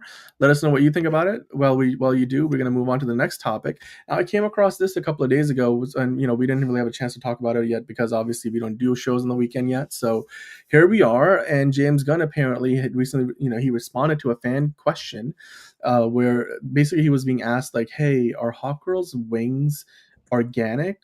Or are they mechanical? Like, are they artificial? Like, is this like a cyborgian sort of a suit, or do they actually grow out of her back? And then he responded to that with a very simple answer. He said, "Yes, it's organic." So it's kind of hard to tell in the Superman trailer because you see her flying and it's like out of focus and motion blur a little sometimes. wonky, but that's okay. But we obviously saw the behind the scenes stuff, and if I remember correctly, she had something there, like when she's walking. Oh, and then some shots she didn't have any, like it wasn't. She didn't have the wings on for every moment that she was on camera. So I'm sure they're gonna CGI some of that stuff. And even if when she did have wings on, they can easily remove the prop wing in post and replace it with something that's CG. But according to James Gunn's answer, the wings are organic. They're not mechanical. They're not, metallic or anything like that. Yeah, so you see the image here. That's how it's depicted. But in the movie, they look like feathers. So what are your thoughts on that? Yeah, because usually I think now. Please tell me if I'm wrong in the comments, but I believe the Thanagarian wings are usually mechanical, and that's not Kendra Saunders. Now, Kendra Saunders, I'm not as familiar with. I know like Qatar Hall and Shayera Hall. I know that. And then I know the Golden Age versions. Kendra Saunders was, I think, post-Crisis, and that's where it gets fuzzy for me.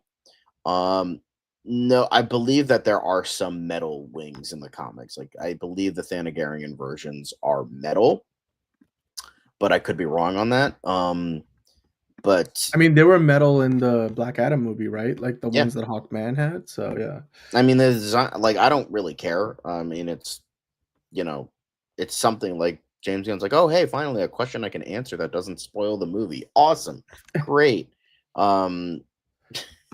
And so, yeah, I mean, this is a cool development. It's nice to see and hear stuff like this that doesn't like spoil shit or, say something really dumb. But yeah, very cool. And, but yeah, Kendra Saunders is just like, that's out of my wheelhouse. I know a little bit about the other two, but I don't know Kendra Saunders as much. So sorry, I can't really deliver that much information.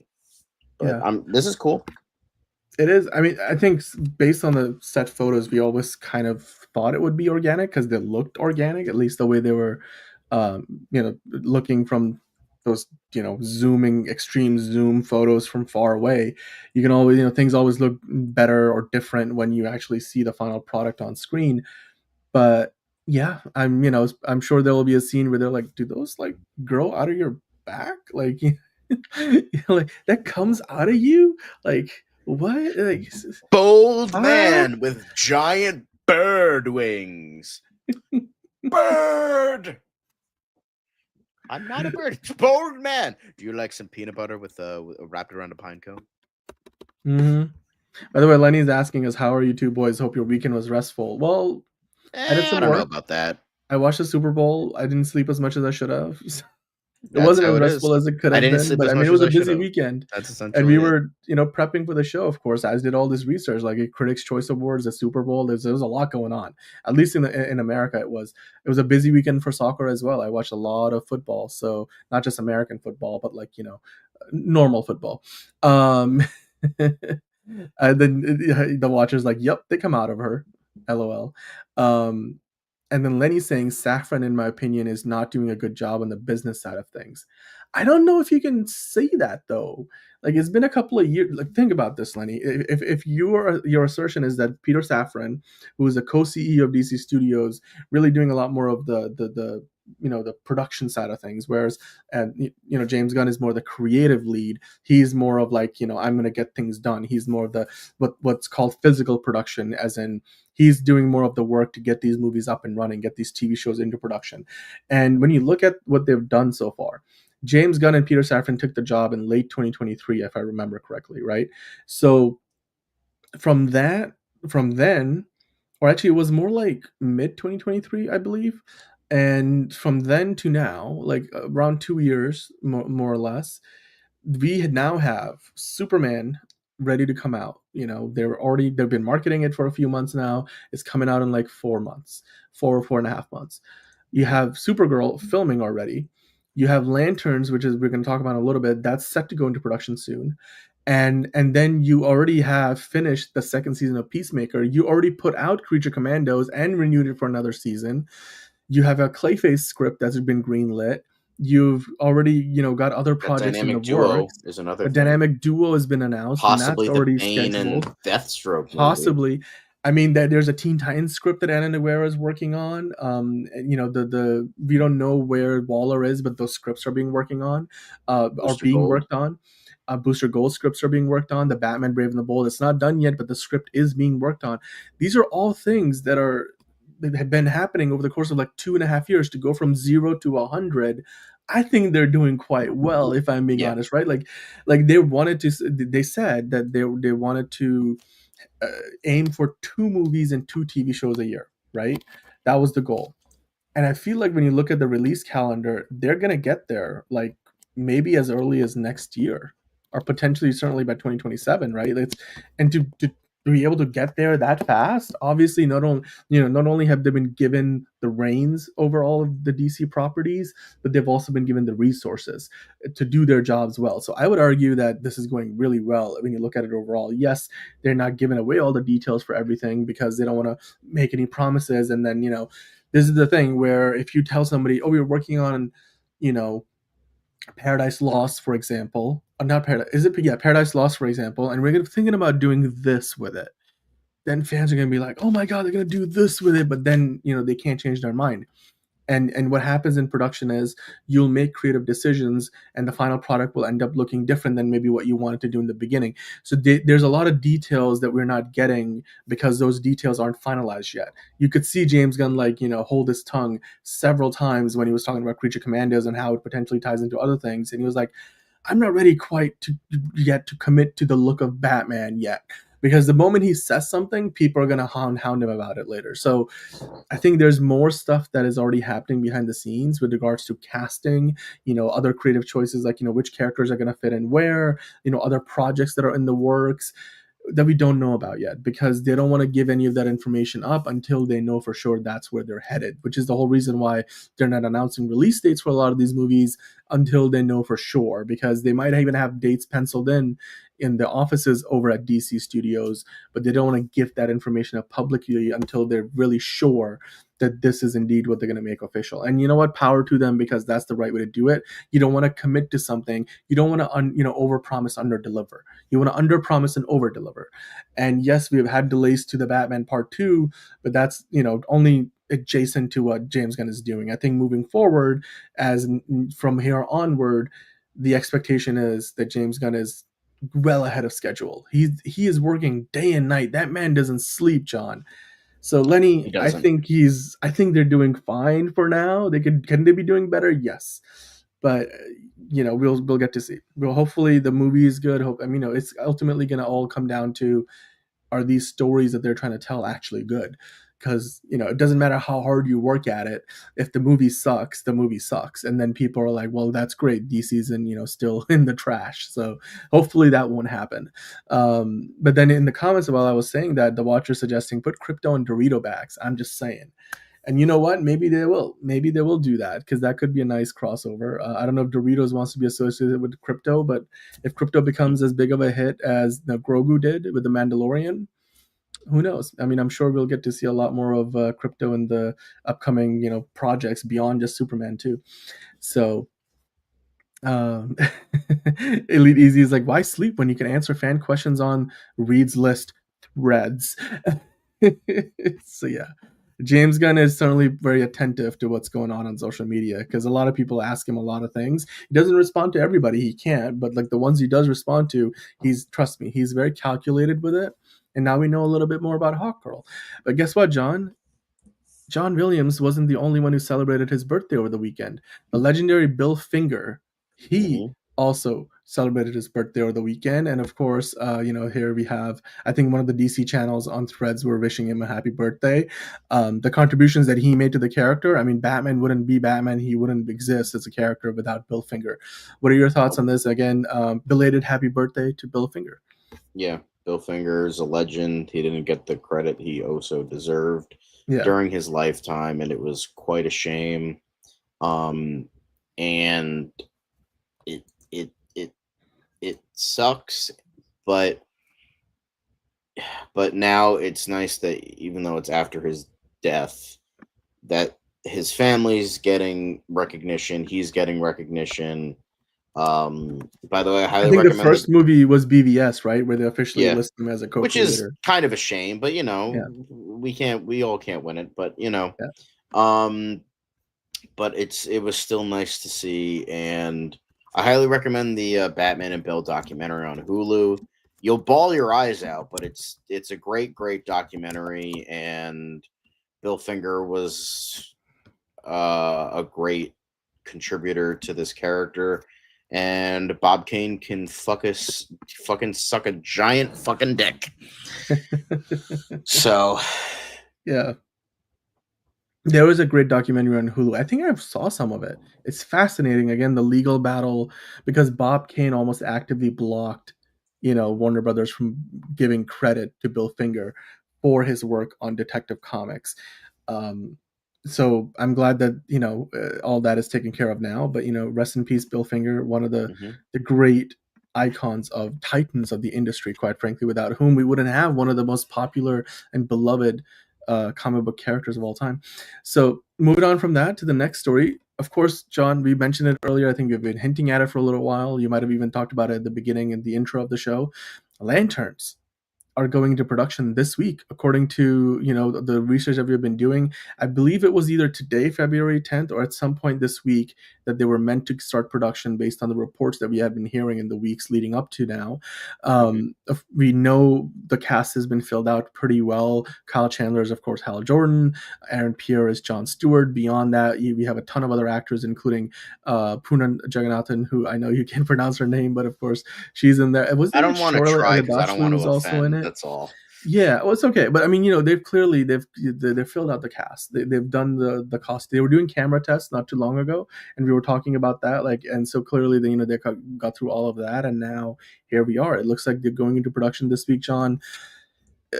Have you sort of started to warm up to the show more and more, or are you still kind of not really? I'm just. I mean, I want to be excited, but I'm just not. And I think but it's just like I want to be, but I'm not, and it's a whole rigmarole of stuff. I read the first allegedly spoiled episode, and if enough people want it, we will do it. Maybe we can create a poll in the chat. Yeah, I'm not really. I mean, we will have to really be careful about it, because people don't. I mean, because here's the thing: we don't know if these spoilers are true or not, and I don't want people to get all of a sudden have a problem where. Oh, hey Fiona. I don't want people to potentially get spoiled for the show, because if the details are correct, then all of a sudden we're giving away something that people probably don't want to have spoiled until the show actually comes out. But Lenny loves lanterns, and then Enterprising saying, it's been a while since I've been this excited for a Green Lantern project. You know what I decided to do recently? So it's been years since I watched that Ryan Reynolds Green Lantern movie, and I decided to go back and watch it again. I've heard the extended cut is slightly better, not by much. I mean, I just had it on Netflix. I was browsing through Netflix, and I always go on Netflix and I dive through 50 titles and then find nothing to watch. But I was like, you know what, fuck it, why not? So it's as mediocre as I remember it. I didn't realize. I forgot how young Taika Waititi was in it. Yeah, I will gross. say the CGI suit. We talk about bad VFX a lot these days. I'm like, if there's one thing that movie didn't have was bad VFX. No. I know everyone So fucking complained that I'm the like, fucking suit was yeah, CGI, but it's like, yeah, the whole basis of a Green Lantern suit is that it's a construct. Why wouldn't it mhm. be CGI? That makes more sense than not having it be CGI.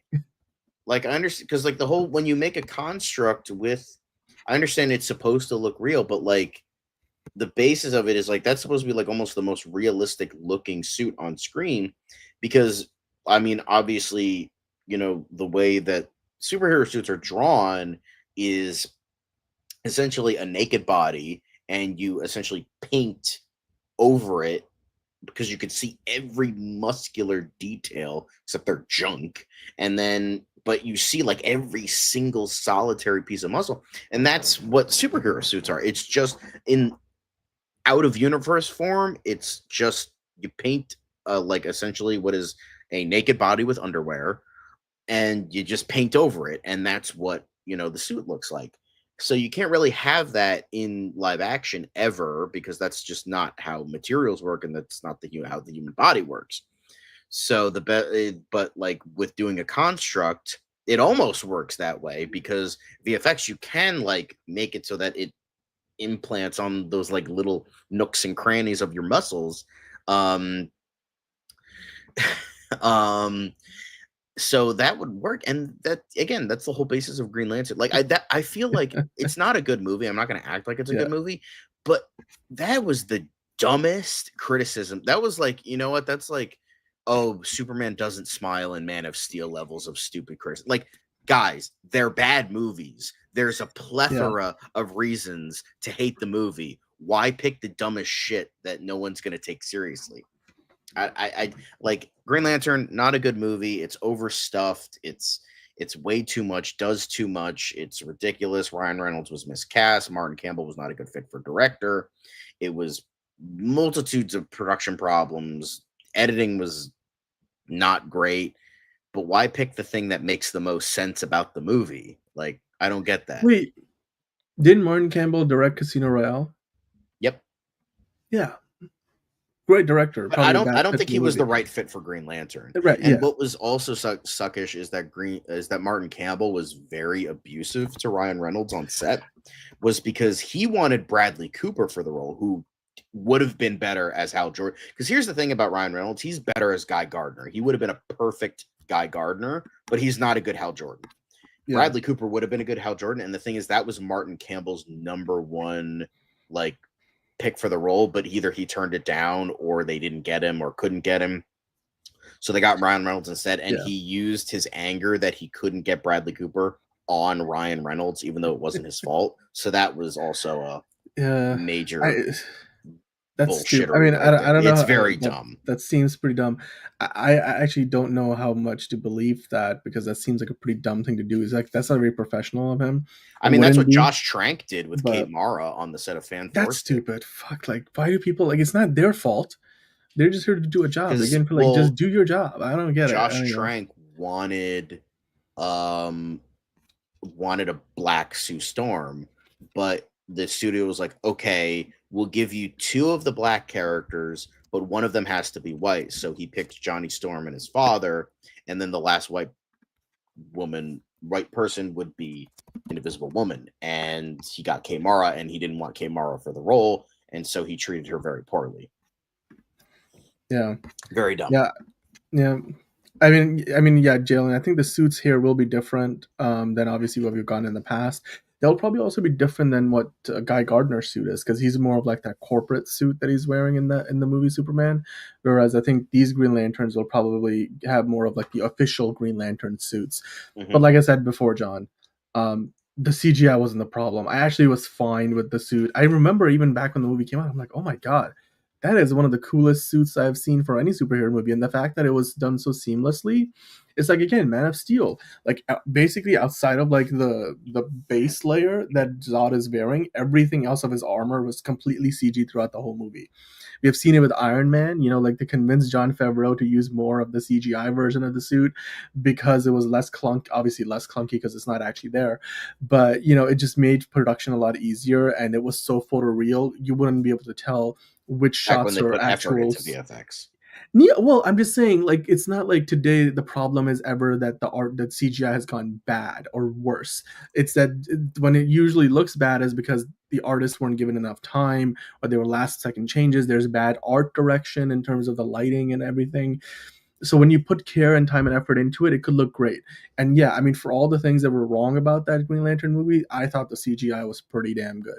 But anyway, the new show is on its way into production this week, and we're excited to hopefully get some behind the scenes looks. And when we do, we will talk about them. And if any of them line up with the spoilery leaks, then we'll see if maybe we'll do like a special stream, or we'll do a pre-recorded one where you guys can go see it, but we will have a spoiler warning on it, and we'll talk about the leaks, the supposed plot of the show. And then if you guys are interested, you can check it out. If you don't want to, then you can just leave that be. But moving on to the next topic, John, let's get into the main topic of the show, shall we? This is time for the main event, and the main event over this weekend was meant to be the sneak peek at Superman yesterday at the Puppy Bowl, which aired at 2 p.m. Eastern time. And then they re-aired it like 3 times later. So like, if you missed it at 2 p.m., it aired again at 5 and then again at 8 o'clock. I caught most of it live.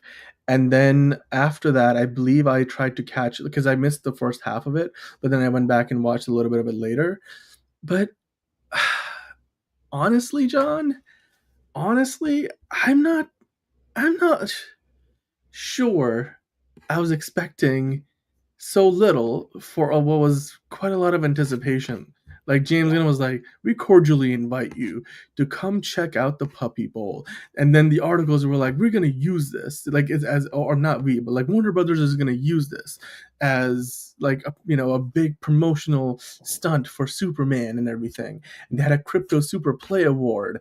And, James Gunn was going to be there with Ozu. But then like in the end, all we ended up getting was like a social media clip. I mean, I personally, look, I like what we got, but I just was expecting a lot more. I mean, what do you think, John? This is what we got. It was just Nathan Fillion being like, my bowl cut, that's the only bowl I need. And quite frankly, it just looks like they should probably shot this in front of a green screen or something for promotional material. And then they just cut it into, I don't know, like a weird TikTok, it seems like. Yeah, this is I'm not really entirely fucking convinced. stupid. I mean, I love it. It's great. It's Like, I funny. love him. Like, I love how they're like really accentuating the bowl cut. Like, they're not, ashamed of it. Because I know a lot of people were like, "Oh, the fucking bowl cut. It looks like shit. It looks like a dick on his head." Blah, blah, blah. But like, they're really going, okay, that's cool.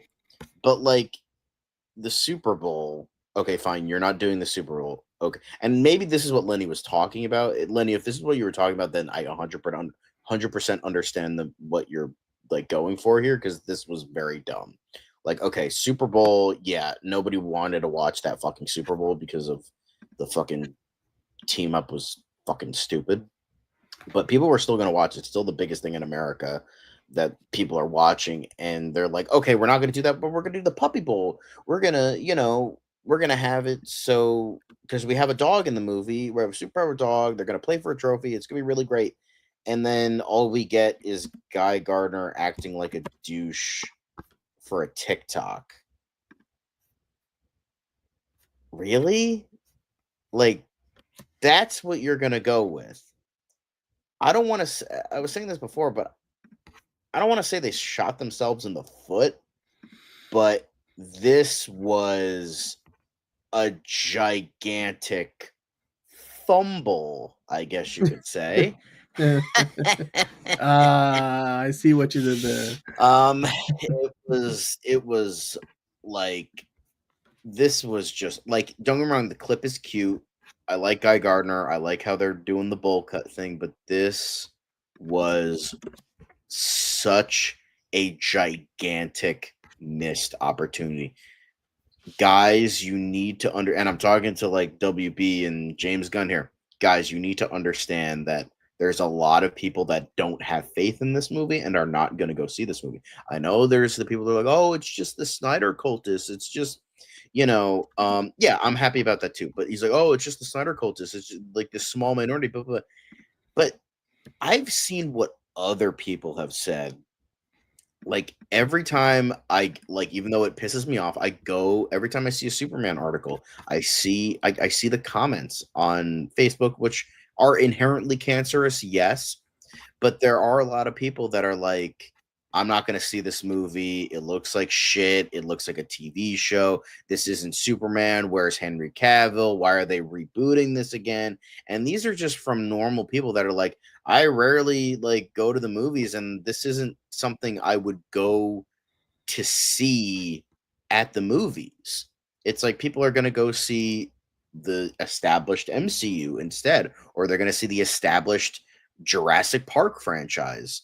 They're not going to go. I mean, sure, Superman has a lot of iconography. James Gunn has a lot of faith with a lot of people who liked his Guardians movies and his Suicide Squad movie. But yeah, exactly. That's what we were all hoping for. I thought we were going to get something with crypto in it. Literally an incomplete pass. They dropped the ball. So they fumbled it. It was an incomplete pass. And a night when the Thunderbolt trailer dropped, it was like they picked it up and returned it for a touchdown. I'm like, that's what happened there. Like Marvel was like, okay, we'll take that momentum from you guys. Why not? They majorly. I don't think they're continually dropping the ball, but they really need to like fucking. The next thing you have is March Madness. Like in terms of a big sports event that you're going to get a lot of people behind, fucking you gotta show like TV even the All-Star game, the NBA All-Star game, like Super Bowl. You fucked up. Like over 120 million people watch the Super Bowl.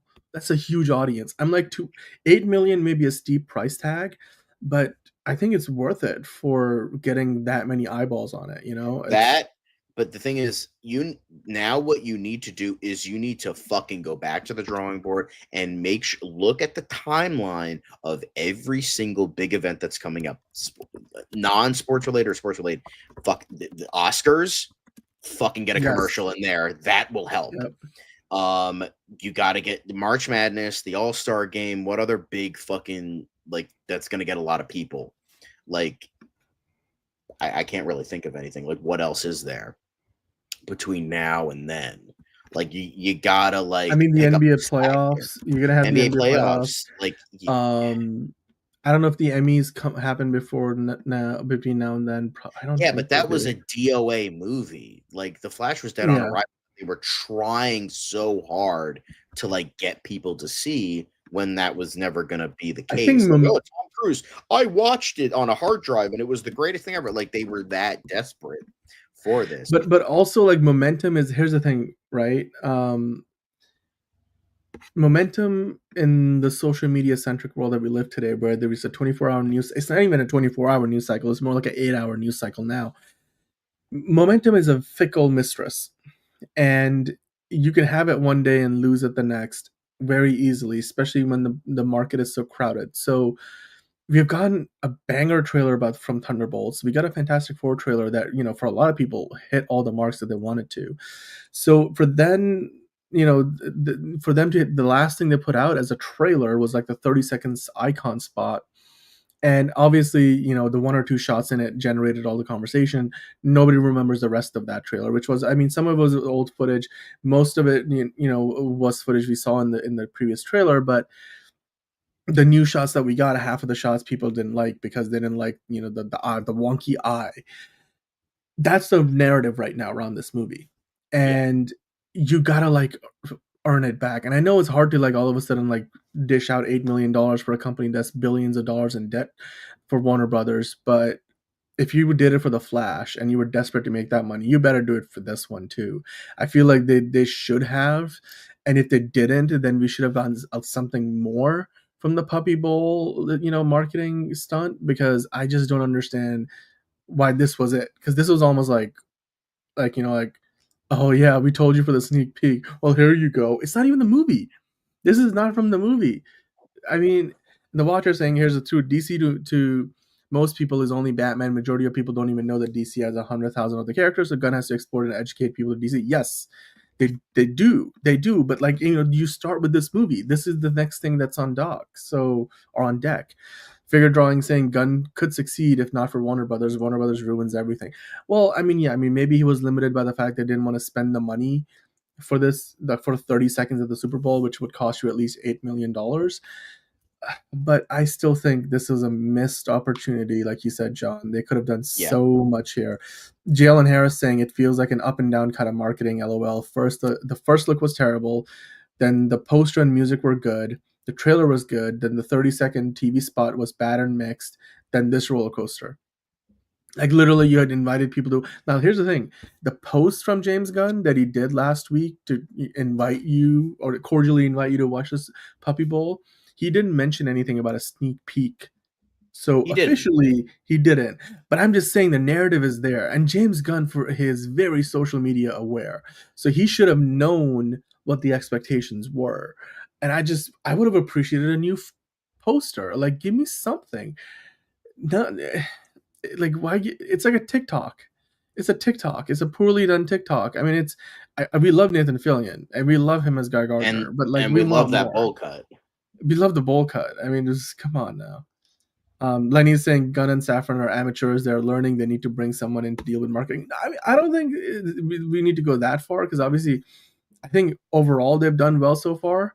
I mean, for example, like later in the same day, he released the official crypto shirts now available in the DC shop. So, they've even got like his wife and friend Martin modeling the shirt. So again, more merchandise to be sold. They've got a shirt now where it's got "Take Me Home." So I get it, but it's almost like this is like a professional wrestling approach where they're like, "Oh, look, there's a new TV shirt. Go buy our merchandise." Like the trailer. The trailer is what we wanted. Like it's great that we have a new T-shirt for crypto, but I wanted the trailer. Say, I've been seeing a lot of movies now. I haven't seen this. I have not ever since the Sonic and Mufasa like conjoined, like, oh, we're gonna show the Superman trailer during the Dolby stuff. I haven't seen a single Superman trailer since then. I see a good amount of movies. I think I've seen like 5, 6, 7 movies since then, and I've not seen the Superman trailer at all. So it's like, where the fuck is this trailer? This movie is supposed to come out in 4.5 months, and I still haven't gotten this trailer. So like, where the fuck is it? Yeah, we have 5 months. That's a lot of time. This is the true start to your universe. You can't do what Marvel's doing with Captain America Brave New World, where they're shoving in all the marketing in the last month. They can do that because they can afford to do that because they have fucking like 15 years of backup shit to fucking do. You don't. Sure, you have Superman, who's an iconic character, but this is a fresh start. This is a whole new thing. And you have a lot of people that are not going to see this movie for various reasons, and not just the Snyder cultists, just on the grounds that, not interested. I'll see it for the dog, maybe, and that's it. That's all you have. So you gotta like really, really go hard in on this because it feels like they're not now. It's like you can't just win everybody over with a trailer. Like, don't get me wrong. The trailer was great and it did break records, but like you need to fucking really try. I understand you have the summer of Superman, but like, come on, you got to have the winter of Superman and the spring of Superman too to really get people excited for this. Because the most you have right now is the bad publicity. Any publicity is good publicity of like the wonky eye, and that's it. So it's like, exactly, DC Studios and the DCU. Yeah, like it's sure, Creature brand. Commandos has a lot of goodwill. James Gunn has a lot of goodwill. Superman is an iconic character, but they're not doing enough. And by the way, thank you, Steven, for the compliment. I appreciate it. We do try, John and I, we put on our very best for you guys. But the Watcher saying Gunn just needs to keep trailer number 2 in his back pocket and just make sure the second trailer wows everyone like the first one did. And yeah, and you know what? Here's the thing. The cultural consciousness only keeps a few things in their memory. And, short-form memory is fleeting. And yes, we all remember how good that Superman trailer was, but we just went through a period of time where all these other movies released their first trailers. So all of a sudden now Superman is the oldest of those new trailers. I think they need, and then, the recent TV spot they did, obviously the one or two things in there that were new, yes, the Lex Luthor shot was great, but the Superman shot didn't do so well. So I'm just like, yeah, we need this movie to get back into the news cycle with something positive. And I'm, the fact that it didn't do a Super Bowl commercial. How dare you? Yeah, it's okay. We have I'm enough sure love Steven for everyone. means it's well. Okay. But yeah, just the fact that it's now the oldest of the new trailers, I think they need to refresh and get something else out there so that it's again renewed in the minds of people and is fresh in our memories as, oh yes, that Superman movie is still coming out, and oh my god, it does look freaking amazing, because the narrative currently is mixed. And what they did here, if James Gunn wasn't gonna put out anything that was more like beyond, the TikTok that he put out basically with Nathan Fillion, he should have said that. Like, guys, do not expect a trailer like he did before. I mean, he was coy in December until he wasn't, and we got the trailer, but he should have been clear about it. Like, do not watch the Puppy Bowl and expect a new trailer. Like, he's done stuff like that before. I would have expected better communication than we got. So, I mean, Antonio, I don't know if Superman as a franchise is cursed. It's because of Superman that the modern superhero movie exists in the first place. But yeah, I mean, this so far, I think it was a bit of a fumble on their part. So, I mean, Figure Drawing, for example, said he told his girlfriend that there's supposed to be a new trailer in the Puppy Bowl, and she got hosed. I mean, we all thought there was going to be a trailer. And Chris but saying did she you're get overreacting. Jose'd? Calm down, John. Chris is saying we're overreacting. Like Hosea. Are we? I mean, look, I get it with this is not an overreaction in the sense that we are making it too big of a deal out of it. Because yes, on the surface it may seem that way, but when you think about it, like I said, the Superman trailer now is the oldest of the new trailers. There's going to be even more trailers coming out in the weeks to come. These other movies are ramping up their marketing. So, and the fact that the Super Bowl is a big event that's watched by over 100 million people, the social media conversation right now isn't talking as much about Superman as it is about like all the Marvel trailers that came out, the Jurassic World movie, Novocaine, Mission Impossible, all of those things. So I just want, I think from a general audience perspective, we need to get Superman out in the front of, everything else again. And this would have been a good chance. And I'm not saying they should have dropped the 30-second commercial. They did the Puppy Bowl. We would have been fine if they just dropped something online and that's all we got. Like I'm like, okay, great. Like, and it was just mentioned in the Puppy Bowl. Like, I would have taken that. I half expected that. So, like instead we're talking about like, oh, there's a new Superdog crypto, the Superdog toy, a flying crypto. That's probably more compelling than the Nathan Fillion thing that we got from the actual Puppy Bowl, so I don't know. Well, no, I mean, Chris, the Thunderbolts full trailer dropped online. They only had a 30-second spot during the game, but yeah, I mean, Mission Impossible had a teaser trailer, all the other ones, and the Thunderbolts was a fuller trailer because the movie's coming out sooner than those other movies are, but also because they've already put out their teaser trailer. Yeah, at this point, you know what I would have preferred almost in hindsight? And I know this is like a what if situation, so like, you can only do so much, and it's not probably going to do me any good to kind of rehash something that's already happened, but I almost wish they held on to that Superman trailer and did release it at the Super Bowl. Yeah. Because that Superman trailer would have been the best trailer that came out this weekend. So instead we were like, where's the second trailer? You know what I mean? It's like if you, I understand it was 2 months ago, but like, they should have. Look. They should have given us like a clip or Yeah. more. Like, I was literally, James, I was giving you fucking recommendations this entire time. Like, they should have either done a clip of crypto, mainly of what we've seen, so it doesn't spoil more shit. And or have like a essentially not an elongated trailer, but like sort of like a trailer with like 75% the same footage, but then like 25% new footage that's a focus on crypto, especially if you're doing puppy bowl stuff. Or like a full, yeah, just like a sneak peek clip. Like, guys, you could have done so much. It's just, Yeah. what are you doing? Well, look, and I agree with you, Chris. They did save $8 million. I just hope they put that to good use somewhere else. But by the way, answering the question, where's Liz? Liz will be on the show tomorrow. So keep an eye out. She'll be on the show with us tomorrow. Chris is like, hell no, y'all tripping hardcore.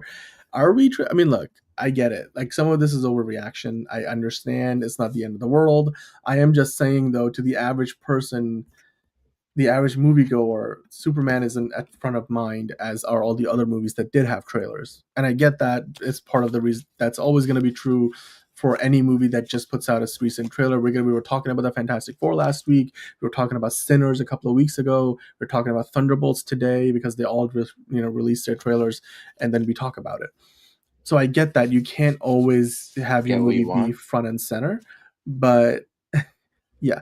But I would still appreciate something. It's just the fact that it wasn't even like a new foot. It was. This thing is not from the movie. This isn't like, that was my thing. I'm like, give me something. Give me something. Give me just one. I would have taken the teaser to the teaser trailer that we got like last month or 2 months ago versus what we got. Like, just give me a little bit. Like, people will eat it up. We would have been talking about it here for an hour anyway. So I don't know, John. I think we were both on the same page here. But look, the movie still looks fantastic. I'm just ready for the next. The fact that we were so eager says a lot about the quality of the movie too. So, yeah, I think it's still, on the whole, the marketing has been good. But I think you and I agree that Super Bowl was a missed opportunity. We kind of knew going in they were never going to have a trailer, but I just, now in hindsight, I wanted something more than just Nathan Fillion doing some promotional marketing thing and showing off his bowl cut. A little something more would be nice. A little more even. I'm not asking for much.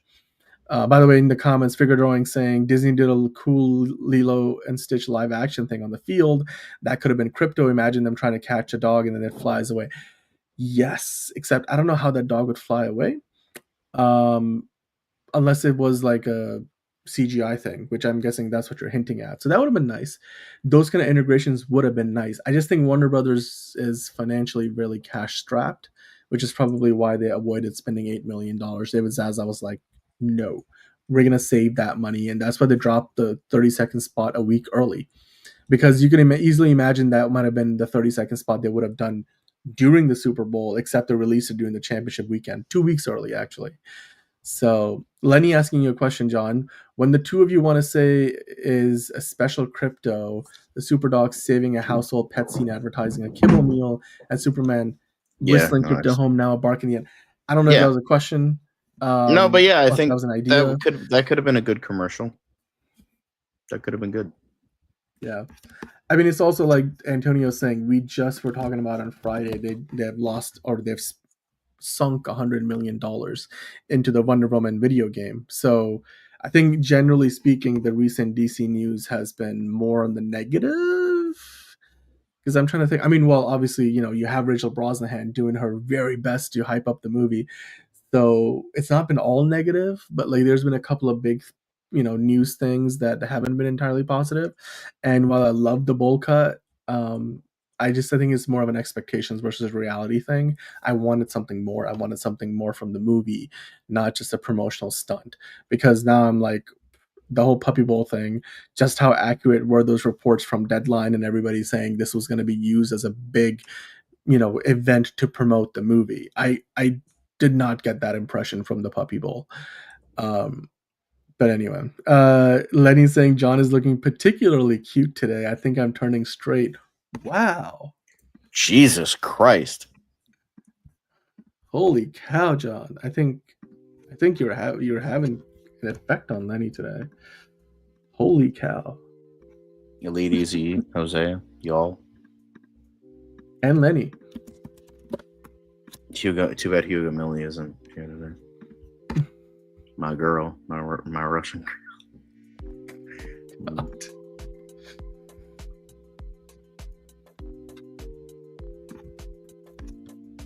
Yeah, there's just an aura. I did recently take a shower, so that I'm clean. So that might have something to do with it. I have a nicer shirt on. I don't know. My room still looks like shit. I have my fucking comforter on the back. I still need to put that somewhere. But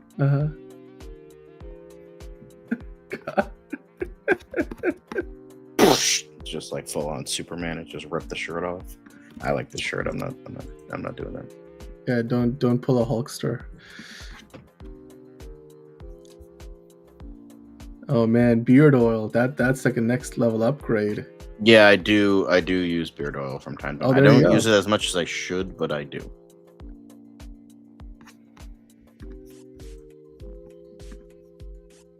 There's an extra beat to this music that I didn't know existed before. Like, yeah. Anyway. Yeah. All right. Well, I think that's all we got. I mean, John, when do you think we're gonna actually get the next look at the movie? Do you think we're gonna get a teaser, another like commercial 30-second spot, or the second trailer anytime soon? Because we were talking about it earlier. There's sporting events. I mean, there's the Oscars. When do you think we next get a big, new, juicy piece of Superman marketing? I hope sometime next month or later this month, because they need it. Yeah, I mean, me too. I agree with you. I mean, I think the next big one to me is the Oscars. That's where that's where they can really make a big impression. Because the Oscars is like one of the most watched events outside of the Super Bowl every year. So I hope they do that, or either that or the NBA All-Star Game. That could be a big one too. By the way, Antonio, we did talk about Kendrick Lamar's performance earlier in the day. It was great. You're a Niners fan, so you didn't have any really stake in the game. But I mean, the game was a blowout pretty early on. But the Kendrick Lamar performance was good. I'm sure that kept a lot of people watching. Enterprising thing, the full Superman trailer better be epic, man. I need hope in this godforsaken world. Yeah, we all do. We all definitely do.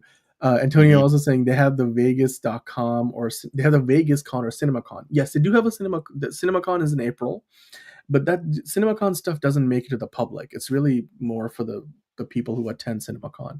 So chances are, if they do put out something there, that's not going to be like, oh, Comic-Con, it was seen by people there and then they put it on the internet. It's probably just going to be reserved for the people who attend CinemaCon. They might even do a full screening, in which case we might get some leaked reactions, which would be nice. Yeah, I mean, but like if that is, I don't think that's big enough of an event that the general audience is aware of that they would release a new trailer at the CinemaCon. They're more likely to do it around one of the big sporting events, or like I said, the Oscars, one of the other big award shows. Although I think at this point the Oscars are really the only big ones that are left, or maybe the SAG Awards. But you know, if you're gonna do the SAG, you might as well do the Oscars. So there's that. And Antonio, while you're hoping they do not show 30 minutes of the movie, I think they're gonna do a full movie screening, and that's what's gonna like help really create more buzz around the film. So I do hope we get that. Elite Easy saying, but do Oscar watches like superhero movies that never win any Oscars? Even Disney Marvel projects only get like costume Oscars mostly, and Disney pushes Marvel hard. But dude, DC's got some Oscars in his closet. You know, so I'm just saying, it's from an audience perspective. When you get like, I think it was like 80 million or some odd viewers watching, yeah, that's a good opportunity. And it's about the movies. You're not just tagging a movie trailer on a sporting event. The whole thing is about the movies. They can do an integration with it, like they can have Rachel Brosnahan, David Cornsweet present an award or something. Yeah, they could have Superman come out on stage in costume. There's all kinds of ways in which they can do this. I think that's the next big one that they should try out. But Antonio is saying no, it will be a couple of weeks after. That's true, Dan. Okay, well, there you go. So I think you and I are in agreement on that one. So yeah, let us know in the comments down below what you think. Obviously we have got Captain America coming out this week. We'll see, if that makes a lot of waves. If it does, if it doesn't, is it good? Is it not good? So far, the the early reactions are that it's kind of middle of the road. But that Thunderbolts trailer was great. I just hope we get something Superman related again soon, because I was so excited that things were starting to ramp up, and it seems like they've kind of slowed to a screeching halt again. So I'm hoping that we get. I mean, although yes, it's only been 2 weeks since we got that Icon TV spot. I just want the next thing, because the consensus on that ended up being generally negative because people didn't like the shot, even though it's a little too overcritical. But yeah, let's hope for another trailer soon. But John, they are starting to film Lanterns this week, so maybe we'll get some inside looks at that. And we might hear about casting for Clayface soon. Maybe we'll be surprised with some news about the Batman Brave and the Bold. Lots to get into. I hope they start marketing Peacemaker soon. I know it's a little too early now, but like I'm just ready. I want to get more insights into Peacemaker season 2. So the Watcher saying the youth are extremely patriotic. If Gunn puts up True Justice in the American way in the next trailer, that will be a slam dunk. I don't know if that's true. And I don't think that's like the official, modus operandi of what they're going for. So, and pardon my Latin pronunciation. But Lenny's already said good night. Chris is saying Fantastic Four has 25, so Superman basically has more than all three combined. What are you talking about? The views? Are you talking about the views of the trailers? Well, the numbers that they've been advertising are everywhere, like all together, not just YouTube. So it's in the hundreds of millions. But yeah, and Lenny's saying they shouldn't use the American way flag. I don't think they will. I do not think they will. But yeah, Elite Eazy-E, Supergirl, and Lanterns are now filming, or will be filming. Well, Lanterns is going into production this week. Supergirl has already been filming for a month. And Steven, we miss you too. You just gotta hang on for a few hours. We'll be back before you know it tomorrow with Liz. Until then, we'll keep an eye out. If something new happens, we'll have the latest news. I'm sure there'll be more from the world of Marvel and Star Wars and all sorts of things from the world of movies.